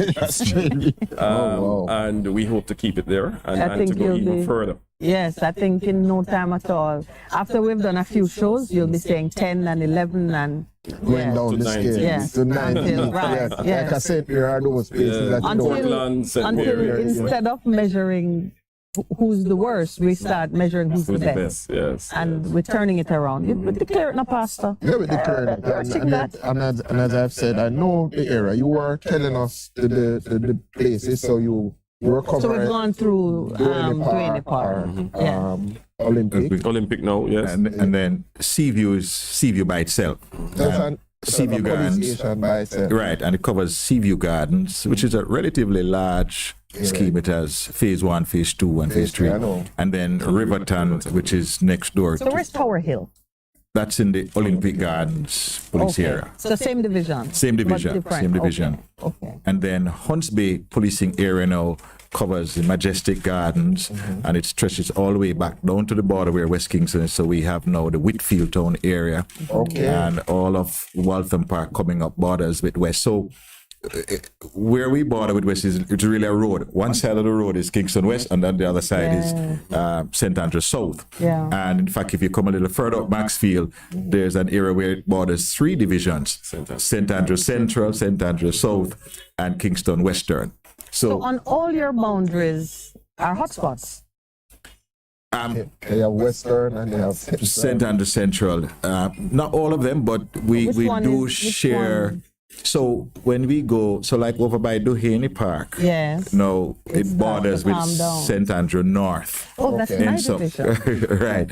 So we border, I don't know if you know Reddy's Road, where the foot of the hill is, climbing the hill. That's right at the border where St. Andrew South comes back down on Perkins Boulevard. And if you go on Reddy's Road, on that side, it covers St. Andrew North. St. Andrew North division. So we do have a few a place of rest. Middle income, some upper scale, and in my area, and perhaps I enjoy that compared to the other zones. because we do have the Queen Hill and the Forest Hills and those areas. Majority of the division, though, is largely characterized by low-income inner city type communities. So Washington Gardens. Washington Gardens is also in Duane Park. Yeah. All right. So, to the layperson, there always seems to be a direct connection between levels of poverty and crime and violence. You're on the ground, and with the number of distinguished years you each have in the service, I'm sure you could tell me a thing or two about how right or how wrong that is. For me, there is a correlation, but not as strong as a lot of people want to put it, because, I was the commanding officer for Trelawney. Okay. For 2 years, just before coming here in St. Andrews South. And there is some amount of poverty in Trelawney, particularly in the southern belt of Trelawney, that is up in the hills. And the violence, the level of violence is nowhere near the level of violence here in Kingston, in the corporate area. Yes. So we do have, so while we have high levels of poverty, while we have high levels of, of unattached youths within the various inner city communities in St. Andrews South, you have to compare that to the type of violence we're having, the kind of weaponry that is being used. For instance, available. when you see gangsters trading shots at each other using high-power weapons, that in the undercover market, one AK probably is being sold for over $250,000. Jamaican dollars. And that's the toy of choice. Yes, rifles and of course pistols that are very expensive. Uncountable number of rounds that are being expended. That doesn't speak to the kind of poverty absolutely that you are speaking about. Yes. Either of you from the country areas or your city folk? Born in city, meaning your country. I grew up in Portland. You grew up in Portland. Portland. I was actually born in St. James, but grew up. That's resort country. What about I was born in the inner city. Yeah. Okay. I was born in the inner city, but I grew up in the country at a particular stage. In country. Yes, but I have inner city. Probably like my country. Yes, in St. Anne. Yes, that's actually my parish too. Yes, in St. Anne. So, but I do have inner city. The reason I asked is because certainly as a young person coming to the city from country, we would always say country people have different ideals about integrity and, industry, and just the values were different. So, we're switching to now look at what have you seen as the determining factors in how either poverty is manifest or how people respond to it and the antisocial behaviors that come out of it. Can we still say country people have different values from city folk? Well, I want to just backtrack to the earlier question on poverty. Yeah. Certainly, a lot of success stories that we hear on profile, on programs like these, are persons who would have come through the same communities that we are now treating with crime in those communities. Yeah. That's true. Yeah. So there's not a conclusive position that because you're born in a poor community or an inner city, that it defines you. Crime. And I particularly like how you started your conversation in the positive affirmations and as against going into the negative. So we have persons who were born in poverty. Circumstances dictate because of who their parents were, who their grandparents were, and they were born there. But they chose to make a better life. And many of them are those who are our partners. Many of them are in the constabulary force today. Many of them are lawyers, doctors, teachers, journalists, and they are out there trying to make a difference in our communities. Within the St. Andrews South, and I'm sure in a lot of the divisions that we have crime, a big problem, and I've been talking about this since I was, in the Ministry of Education managing the Safe School program, is the unattached youth that are drop out of schools. Yeah. We have 14 years old, they're not in school. 15-year-old, not in school. And that is why we now have a program in the Jamaica Constabulary Force, and you should invite Inspector Tanisha Johnson one day to share, where we're taking these persons at 15 years old and to give them another opportunity to continue their education, and they do CXC, City and Guilds, all the subjects that they would do at a traditional high schools. And when they get to their 18th birthday, they have an opportunity to join the constabulary force, or they can filter out into the world of work. A single challenging problem is having these youngsters that should be in school, and they're out there on the streets. So we can fix that. It's at least a start. It's not the only problem. Start. Is that a national program? The national program is like the Police Youth Club. What is it? It's a new program. It's separate from the Police Youth Club. Police Youth Club have been around for decades. It's a new program. In fact, I think it's just about a year old.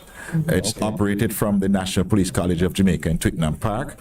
And I think there are just about 100 or so students that they have there. But they do all the subjects that you would do at a traditional. And it's available to young men or women. It certainly is available. I can't speak to the entirety because I don't know in terms of resources and classrooms and so forth. But I thank you for mentioning it. But it is a program that is available to students. And this is an initiative coming out of the JCF. It is an initiative of the Jamaica Constabulary Force. And this initiative, is it atypical of your policing strategy to have this kind of engagement with the young? No. I mean, you're speaking about the cadet program. That is not necessarily new. It's revisiting. It's what was there before. Refreshing an old strategy. Yes. Because I remember 30 years ago when I went to the police academy, there were cadets there. No, I can say that. No, there were cadets there. Yeah. So now we're getting back into the program and getting the. But I love it that it seems to have been refocused to make space for the unattached youth, because I'm sure the first cadet would have come with the highest level of recommendation from the pastor and the principal, and unattached youth will not have those. Might only know the JP because of some trouble he got into. Or just dealing with them, because as you talk about unattached youth, I know there's a program, the unattached youth program that was done through Heart Trust NTA, where they took the young people off the corners, and we administered it at Professional Development Institute. And I tell you, some of the young men that I interacted with, I remember one saying to me as he talked about moving from one division to another with just a road. We're doing it, and he says, principal, I was trying to use additional facilities. And he says, me can't go over there, so they might kill me. And then I'm just talking about being here and you walk, cross over the road to the other side. And within the same community, there were warring factions. And you must see that every day. Yes, like top of the road and bottom of the road. Top of the road, bottom of the road. What is the cause of that? You're in the community doing outreach. What's happening? Well, it comes back to one of your earlier questions about the social makeup of the communities or the family for that. Yeah, that's. I was hoping we'd go back there. To the rural versus urban, so I've found that there's more social capital in some of the rural communities, rural communities, as you have the grandmother, you have the grandfather going to the farm. When you look at the makeup of some of these inner city communities, and while we have the success stories, while we have the doctors, the nurses coming out of the space, but we do have, if you have an incident in I can name a few of my communities in the middle of the day, a violent incident, you'll be surprised to see the persons who come out. You see hundreds of persons coming out at 12 midday to look at what They're not working. They're not working. They're not working. You see at all different ages, little boys who haven't gone to school, the ladies who are preparing to have more kids. Yeah. They're now, as we speak, How do they prepare? Because to the infertile women. So they are preparing to have more children. Yes. And where are the men who giving them those children? Because I hear men are in short supply. Good men. Good men. That is quite a qualification. Yes. Because you're seeing many young men coming out too, there are unemployed. A lot of men, in the space. Yes. Who you know, sometimes we try to ignore him because you're a policeman. Can I ignore him? We're just coming up on that station. 9:30, station break. Well, hold that thought. All right, yes, We're going to come back with it revisit because that's when very we come important. back. Yeah. Bess100 FM 100 on your dial. Keep listening. Having trouble getting parts for your Mazda? Maljam Auto Parts is your solution. Find Maljam at the new and convenient location off Upper Waltham Park Road at 9 Kingswood Avenue. Maljam Auto Parts, with over 25 years experience, providing all Mazda parts, new and used. Call 923-4389 and 461-1786. Maljam Auto Parts, serving your Mazda needs. Veg Printers for all your printing needs. We specialize in calendars, flyers, brochures, and more. Call us today at 968-7506. That's 968-7506. Or visit us at 4 East Bloomsbury Road, off Hagley Park Road. Veg Printers, your best choice in printing. Greetings, brothers and sisters. I invite you to join us for the Church of Our Lord Jesus Christ radio program with Elder Kendrick Murray, where we stand firm that Jesus Christ is the Son of God. This broadcast is heard every Saturday from 12 noon to 1 p.m. and again on Sundays from 4 to 5 p.m. The church is located at 3550 Pleasant Valley Road, here in Mobile, Alabama, in the United States. You may visit our website at sonofgodlives.org or our YouTube page at Minister K. Murray. Or you may call us at area code 251-300-8812. God bless you, and we look forward to you tuning in to the program.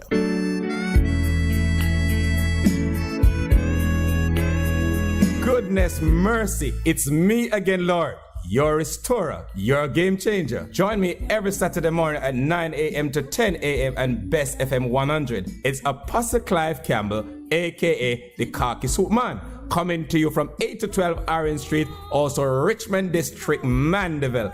Embrace the change. For a better choice in all your electrical supplies, A, authorized 3M dealer and better brand names. B, better service including free island-wide delivery. C, all major credit and debit cards accepted. It's ABC Electrical Sales. Shop number 8, Hagley Park Plaza, Kingston 10. Open Monday to Friday, 8 a.m. to 5 p.m. Saturday, 8 a.m. to 4 p.m. We make your electrical jobs as easy as ABC. Call 754-3825-8 or fax 754-3659. ABC Electrical Sales, for a better choice. Half a tree, 100, half a tree.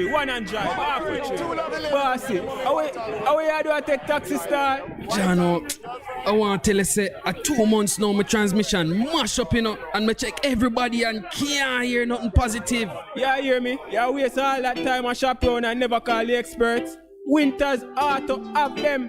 Them have over 35 years of experience and them diagnose the problem and get back your transmission brand new. For them service excellent and efficient. Trust me, man. Yeah, hear me? Call them at 929-7040 or go to them at 106 Maxfield Avenue, Kingston 13 and talk directly to the boss. Just tell them I'm me, send you. Wow, you big star. Yeah, man, respect my boss. Yeah, try calling her, cause trust me.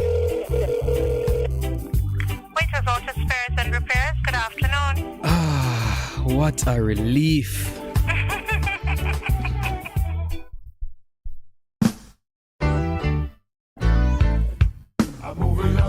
Bess, Bess100 FM presents the Mature and Moving Up Show with Lascelles Butch Chen on Thursdays from 6 to 9 p.m. Welcome to this pioneering radio program on our continuing worth in our maturing years. Compellingly defined to educate and liberate the younger generation. Tune in and welcome. What should a taxi service do for you? On-time taxi service is more than just a ride to the other side of town. They offer clean and spacious vehicles, reliable service, and promise to always look out for their customers. They'll come when you call and take you where you want to go on time. From anywhere at all. You can call us at 926-3866. We are something special on the road. The Morning Connection is not your usual talk show. We aim to stimulate discussion and chart new paths to self-empowerment.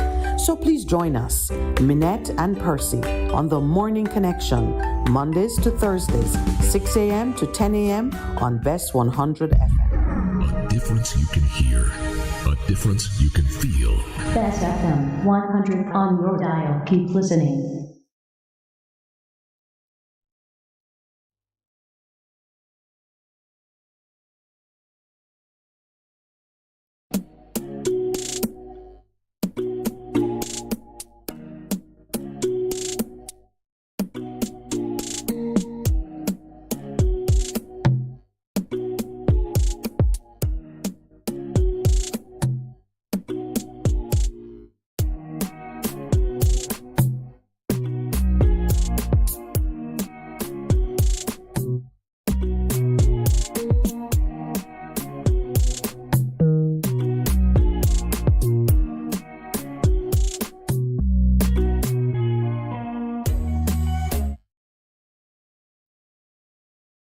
Sure. Welcome back. We have some very interesting guests who are down to earth and we can relate to them. It's Senior Superintendent Ricketts, Senior Superintendent Minto. Deputy Superintendent. Oh, sorry, I was. He's prophetic. So yeah. Church would say receive it. Yeah, but you were making a point when we went on a break in terms of the cultural barriers, and you made a very interesting point, which is, you can go ahead. Yeah, I was basically speaking of how do we communicate with persons who might be of a different mindset. And one of the medium that we use is the medium of safety. We want to find shared values. Yes. If I were to probably go into the communities and preach about law and order, and obeying law, yes. So it's not something that they can identify gravitate towards because they see it as probably us against them, state apparatus trying to tell them how to live. So going into these war-torn communities, our intervention strategies is to show them that we want to enhance safety. So we speak to them about how wonderful would it be for you to send your child to the shop, and you don't worry that there's going to be a drive-by and your 5-year-old or your 10-year-old child will killed. Or you're sleeping peacefully in your and bed. You can sleep in the nights without hearing gunshots ringing in the ear. And you might even leave your door open. Yes, well, I'm kidding. in fact, let me say this. I was speaking to someone in one of my war-torn communities in Waterhouse, and the person was telling me that there was an issue cropping up in the community because two ladies complained that they were sleeping and some guys came in because they normally leave their doors open. So we're gonna record that. And I found it strange, because it's one of the more war-torn communities in Waterhouse. I love that. But coming back to the point. Hot. And you want to open your window and leave the door, and if you do it once that it works, you want to be free to do that. You want to be free to do that.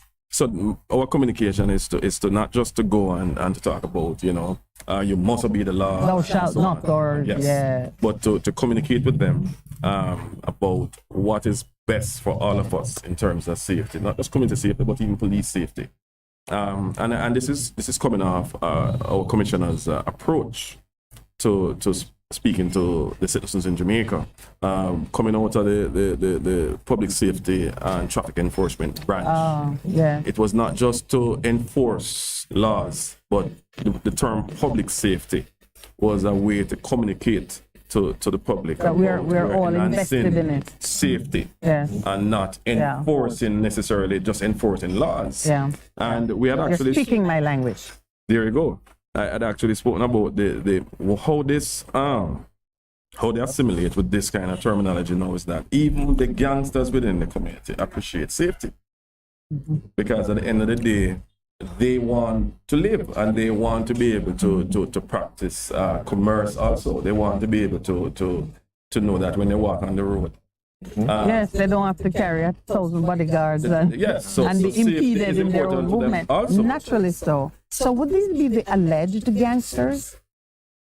So I'm messing with you with that question. We call there are persons we call criminal suspects. Yes. Based on the information that we have. Right. Okay. All right. Okay. And our community I can relate to that quite a word. number of criminal suspects. Yes. And those reports would typically come out of the same community or same community. Yeah. So now you used the phrase earlier that I want us to return to. You spoke about social capital. Yes. And I can remember a long time ago when I did some other work, I looked at how communities are formed and I realized that this communities in the city defied both geographic, I would say even tribal, or any kind of natural configuration. I'm accustomed to a community that if it is a main family that had land, then the relatives all live in the area. And there's a lot of social capital because you grow up together, you know each other, you help each other on the farm. I come from a farming community. Just tell me what you're seeing and maybe even how you're trying to address it in terms of how communities are configured in your division. Because this one side of the road and other side of the road. It blows your mind. You can't believe. Not listen, like in Europe, and I did European history, where the different duchies were family holdings and the boundary is here. You're in Spain here, so and you're in another country there, so I can relate. But communities that come out of migration and people, I saw something a long time ago that I'm just curious how it plays out in the enforcement or the policing strategy. I think you used the word about it's urban migration that created most of these communities, and that's the difference between the more rural areas that you would have the more Duchess kind of situation. So I see you did European history too. Well, I'm learning from you. So you find that the communities in northern Trelawney, they have been there for years. Years. The family land. And generation after generation. But then you have this kind of urban shift where persons now have these make-up communities. And there's a high mobility rate right through this community. High levels of rental premises and tourism and so on. Not tourism. In the urban capturing the houses. That's what tourism. I'm moving to the urban center. I'm moving to the urban center now. I'm following him because I know what you're talking about. The big tenement where I know somebody coming in and they can overnight here and they stay for 6 months and you have no idea who they are, where they come from, more than they need a bed. Somebody vouch for him and say, cool, man. Cool. Yes. You understand me? But how you realize is that if something happened in the space and you find that you have been living with this individual for the past 3-4 years and you don't know his name. You only know him by whatever. His name Blacks or we already know his name Tony something. Yeah. We don't know his last name, and that shows you that the generational effect that we spoke about in the rural area is not here. It's not there. So the social capital is definitely not here. So how you address it? Because that is a major thing, because I hear police saying a lot of the time, if you see persons in your community who you don't know, because even with some of the crimes that are committed, you make a call, somebody come from the outside, do your wrongs, and them gone, and that's it. Because that's a major problem. So can I please hear how they address it? Yes. We don't have much time. I don't want to hear how do you combat that? It's extremely difficult, and that is why I know you wanted to hear how, but I'm just saying it's very, very difficult. No, that is difficult. It's a good start. Let me tell you how difficult and how it is. can we help? Because it always comes back to that. How do we reach to the individuals within the communities? How do we communicate to them that we're here to serve them? When I get the chance to speak to them in the communities, I say to them that I'm policing with your permission. Because we cannot police without permission. Amen. All right? Yeah. And they look at us in shock. Well, you guys just come in and do whatever you want to do. I'm saying, no. Do you want us to come in? Okay. That was want called us to help plantation you? and slavery. Oh. When you come in and do whatever you want to do. Yes. So no, it's a different thing that we're trying to do. Is that we're saying that, invite us, and we will come in and we will help you. We want to have your kids walk to the shop safely, just like how we discussed earlier. So our intervention strategies would really surround getting these residents within the various communities to be partners. Targeting particularly, our mothers, our sisters, who behind the scene are known to be pushing some of the issues. Because they're girlfriends and they're and incidentally, they are the ones who come out to speak to us anyway. Yeah. Oh, the men send them up. The men don't really speak to us as we want poor them to. Eve. We're still paying. We're paying for that apple. So they come out and they speak to us, and we try and get them to understand where we're going. Because I believe that if we grab the females within these communities, it will go down to the males. Of course, please don't grab them. We don't like them. If we grab their attention. The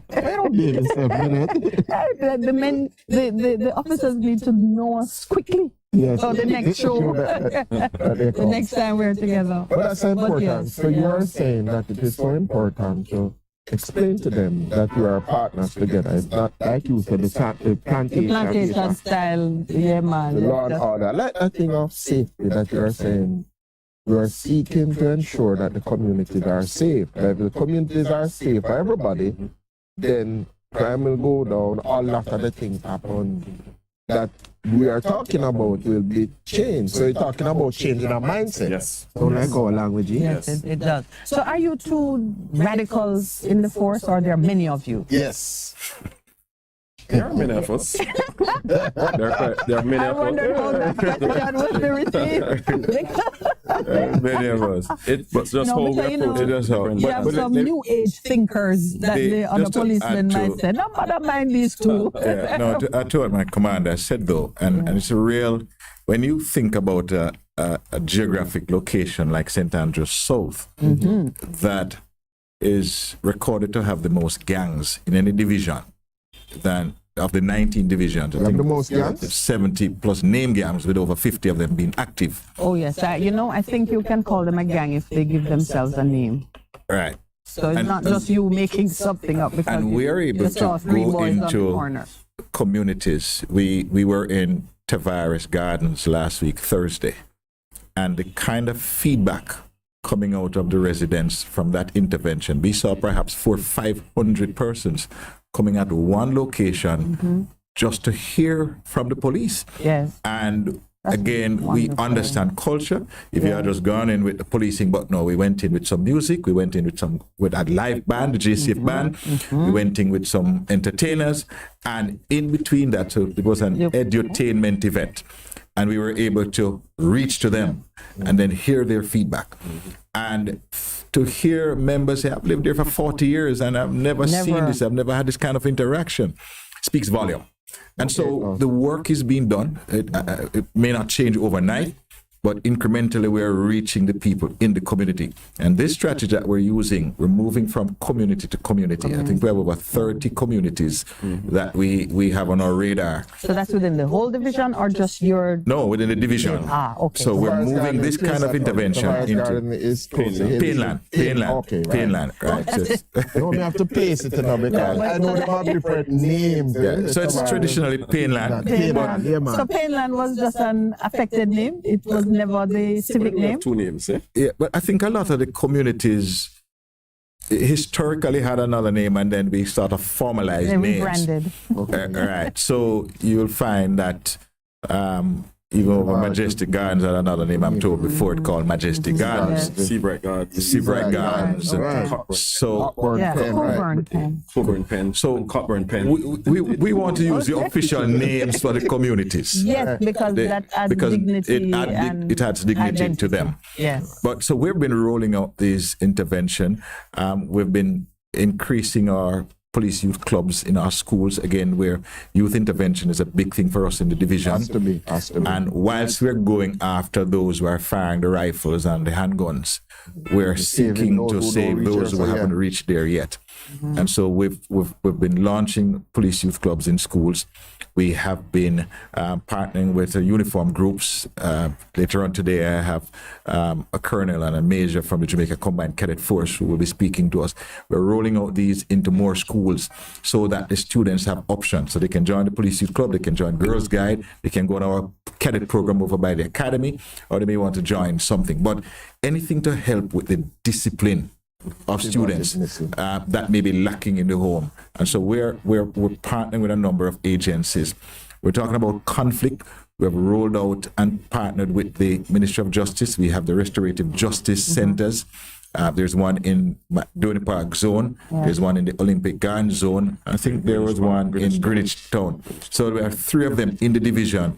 And these are centers that people can walk to and have access to somebody outside of the police that they may not want to talk to and sit and share their conflict. And that's what we're promoting, for more persons to talk to justices of the peace, to pastors, to the restorative justice practitioners, and certainly to the police, where we can listen to them and help them to resolve their conflicts rather than shooting it out. All right, we have just a few minutes. I just like the strategy that you're taking, which is you're de-escalating before it escalates and come to you. Because if you can resolve the issue early out, my lawyer friend said that you don't have to go to court and waste your money. You're good. Oh, I wouldn't say waste your money. She's a lawyer. Lawyers must live. But I do want us to close on this note, if we can. And it might have 2 sides to it. One is, I would like to hear from you whether you feel that, given all that is happening, the administration of justice could be assisted by the introduction of more maybe non-penal types of remedies, or I'm going to say sentences, just to... Are you seeing that we as a society need to embrace some other approaches that can support what you're doing? I'm not sure if I'm on the right program to speak to this, but I'll say to you that we believe that, well, I believe that you know, when I get criminal suspects off the road, you know, when I arrest them, take them off the road, I have a better community. I have a lot of these guys who appear to be hell-bent on creating mayhem. They have no indication of reform whatsoever. I believe that a lot of them are gone. Wow. And they need to, if they are taken out of the community will have a better life. So I wasn't speaking of the hardened ones that are gone and for whom we should reserve the few spaces that we have in our penal system. I was drawn to how you're addressing issues of safety and catching those before they mature to something harder. But I think there's a blended approach which is necessary, and the approach that one where there's harsher penalties is certainly needed for a particular area. But I really want to agree that the justice system already makes provision. That's why we have one, child diversion. It is a way of, before you put them through the court and the heart system, that you can divert them into another way. That's why we have the restorative. Being used sufficiently? I couldn't speak to the pervasiveness of it, but I'm sure it exists. Okay. That's why we have the restorative justice. So when you have these matters of a lower level of crime, you can deal with it at that level. The conflicts, rather, not crime, conflicts. You can deal with it before it gets to a man decides to take a life. And understandably, when you work in St. Andrew South, and an individual, 18-year-old, who says, leave here by midnight tonight, or tomorrow we're going to burn on your house and kill off your family. We can't take that lightly. No. So there are some persons who decide who lives and where they must go and who must move out. Yeah. And so it's important that we ensure that there is a balance. So we have the child diversion. So we're focusing on the youth and we're helping to steer them away. And then there are others. And if you talk about the repeat offenders, those that are on bail, that are committing offenses, then you understand why there has to be a balanced discussion on You this. just guaranteed your repeat visit. That's where because I want to recidivism go. is something that, I'm sure you go. No, that's where we want to go, and if we're invited again to come here, we will. I think you're guaranteed your. Speak about the need to give the communities a breather. Communities need to get a lot of these individuals that are hell bent on tearing down the fabric what makes up a community. Well, remember we spoke about whether or not it is even a community. There you go. And for me, that is at the core of what plagues us. That we have persons living who have no sense of community. Because whatever they call their community, they're loyal to it. I mean, we talk about the inform of the dead culture. Somebody is showing great levels of loyalty by absolutely. So community of people. Oh wow, it really is. It is a lot.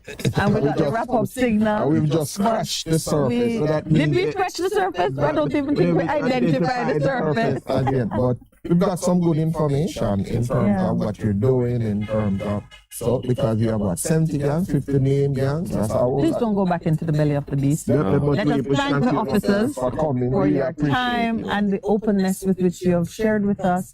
I believe future conversations are to be had. And to the listeners, those online, those on air, and to the lovely lady with the camera over there, thank you all. It is free-flowing Thursday for us, so it's the start of the Morning Connections weekend. Have a great weekend, everyone. Back at studio, thank you, Lloyd, and whomever else is keeping you going. And Mr. Producer, thank you for being everything that we needed this morning. Thank you very, very much. Thank you, Percy. Thank you for being with me. It was great having you, Jenker. Yeah. Looking forward to seeing you. All right, we're done. Thank you, guys.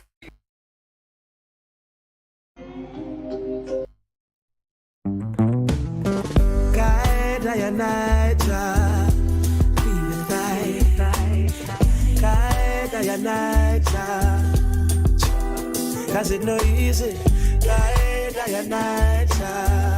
Protect me from all of the negatives against me. When the enemies come to eat my flesh, they're gonna stumble and fall. I never feel like it. And when them come, and not them tens and thousands, they fall one by one, and I'm still standing strong. Guess why? Jaja run things, you're here. Jaja run things, so we no fear. Jaja run things, we're nice, keep us safe in a perilous time. But Jaja run things, you're here. Jaja run things everywhere. He keep the fire knife forever. Pay my bills, my pay my rent, my pay my fines. I pay attention, so no waste my time. I pay the toll for use the road when me drive. Still me no pay a bad mind, no mind. See them a plot and them a scheme and them a try. Them want me stop, them want to anchor I and I. But them coulda never conquer I and I. When the enemies come to eat my flesh, they're gonna stumble and fall. I never feel like it. When they come, and now them tens and thousands, they seize one by one. They can't hurt Jaja's son. Oh, listen up. Jaja run things, you fear. Jaja run things, so we no fear. Jaja run things, we I trust in your unfailing love. My heart rejoices in your salvation. I will sing the Lord praise, for Jah has been good to me. Don't leave me lonely. Jah never leave my side. Don't leave me lonely. Please be my shield and my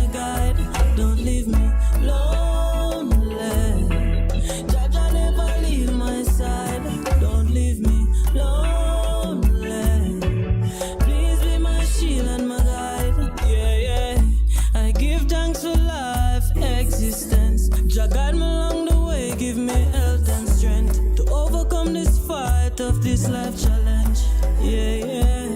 Living in a critical times like these, when people are dead by man-made disease. Too much dead body in the cemeteries. Getting sick and there's no remedies. Don't leave me lonely. Jaja never leave my side. Don't leave me lonely. Please be my shield and my guide. Don't leave me lonely. Jaja never leave my side. Don't leave me lonely. Please be my shield. The hottest radio station in the planet. You're simply the best. Better than all the rest. Better than anyone. Anyone You're simply the best. Bess FM 100 on your dial. Keep listening. Bess100 FM, broadcasting live in all 14 parishes. Hanover 100.5, 100.9. St. James 100.9. Trelawney 100.3, 100.9. St. Anne 100.3, 100.5. St. Mary 100.5. Westmoreland 100.1, 100.5. St. Elizabeth 100.1, 100.5. Manchester 100.1, 100.5. Clarendon 100.1, 100.5, 100.9. St. Catherine 100.5, 100.9. St. Andrew 100.5, 100.9. St. Thomas 100.5 and 100.9. Bess FM, giving you the better vibe.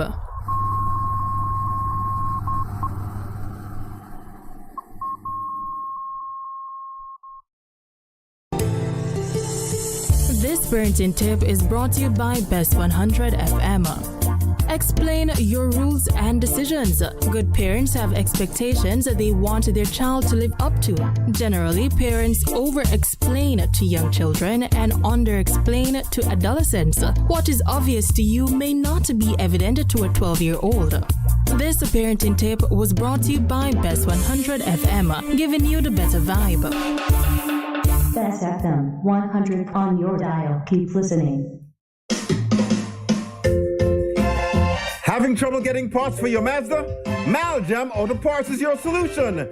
Find Maljam at the new and convenient location off Upper Waltham Park Road at 9 Kingswood Avenue. Maljam Auto Parts, with over 25 years experience, providing all Mazda parts, new and used. Call 923-4389 and 461-1786. Maljam Auto Parts, serving your Mazda needs. Vejan Printers for all your printing needs. We specialize in calendars, flyers, brochures, and more.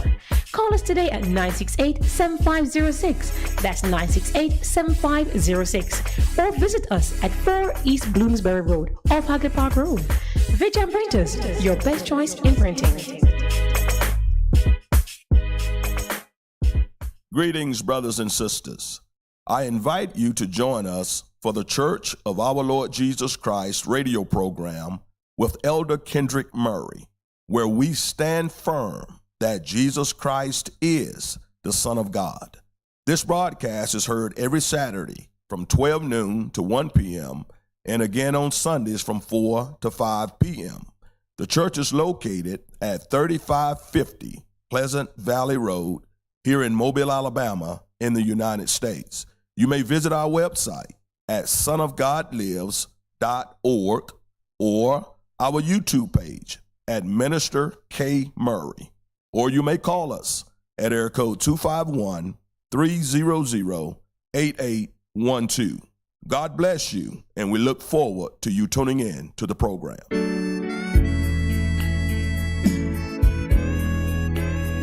Goodness mercy, it's me again, Lord, your restorer, your game changer. Join me every Saturday morning at 9 a.m. to 10 a.m. and Bess FM-100. It's Apostle Clive Campbell, a.k.a. the Khaki Suit Man, coming to you from 8 to 12 Orange Street, also Richmond District, Mandeville. Embrace the change. For a better choice in all your electrical supplies. A, authorized 3M dealer and better brand names. B, better service including free island-wide delivery. C, all major credit and debit cards accepted. It's ABC Electrical Sales. Shop number 8, Hagley Park Plaza, Kingston 10. Open Monday to Friday, 8 a.m. to 5 p.m. Saturday, 8 a.m. to 4 p.m. We make your electrical jobs as easy as ABC. Call 754-382-528 or fax 754-3659. ABC Electrical Sales, for a better choice.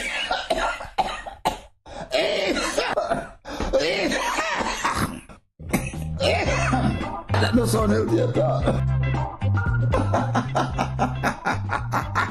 Get healthy, my friends. Stay balanced. Tune into this station, Bess FM-100, every Saturday morning, 8 o'clock to 9, for this wonderful program, Your Health Today, with me, Dr. Clarion Palmer. Yes, get healthy, get healthy, get healthy. Stay balanced. Bess FM-100, Saturday morning, 8 o'clock, with me, Dr. P. Get healthy. Here we are, standing in your presence.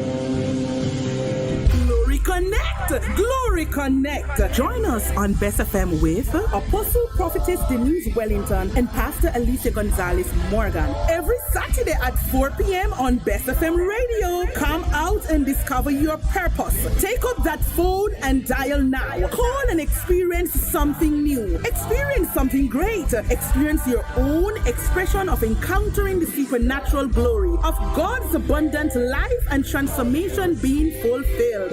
What are you waiting for? Are you depressed, oppressed, worn out, tired, or stressed? Have you discovered your true purposes yet? This is the moment. What are you waiting for? Connect now to Glory Connection. Call and experience the Word of God, intercession, healing, and deliverance. Experience something great. Receive salvation and breakthrough. Connect. Tell a friend, family, and your neighbor. See you then. Hey everybody, Apostle Prophetess Dr. Juliet Fagan here. I've got some good news for you. Many of you have asked and God has delivered. Guess what? Join me this and every Sunday. That's right, this and every Sunday evening, 7 p.m. until 8 p.m. Catch me right here on Bess100 FM. That's right. On Friend of a Wounded Heart, an extension of Vision Miracle Church of God. And so on behalf of Bishop Leroy and myself and all the brethren of Vision Miracle Church of God, I'm looking forward to having you Sundays, 7 p.m. until 8 p.m. right here on Bess FM 100. A difference you can hear, a difference you can feel. Bess FM 100 on your dial. Keep listening. You're listening to DJ Aaron Henry giving you the better vibes on Bess100 FM. On the best station, Bess100 FM. Yeah. I really want you, baby.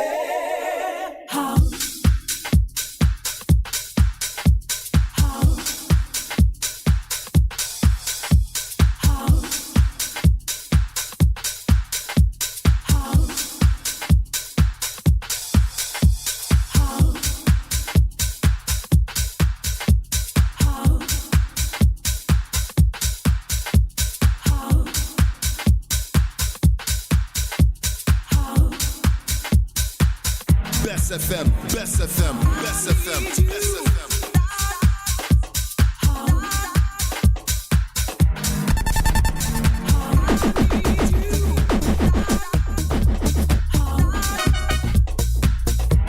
Bess FM, rocking, yeah man, keep it loud, keep it loud.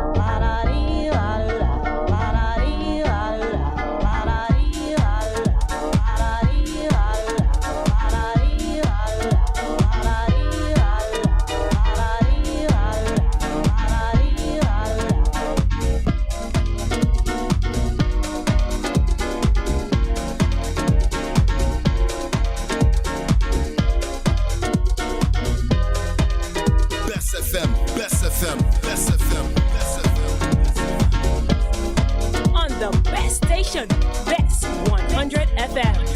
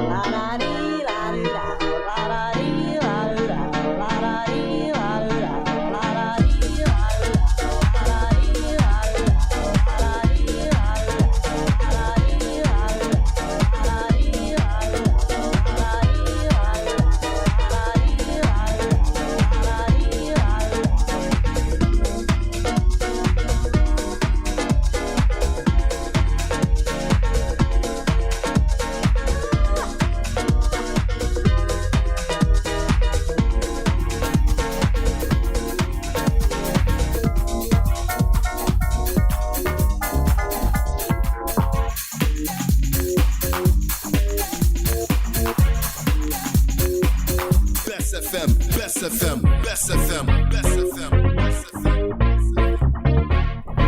The hottest radio station in the planet. Bess FM.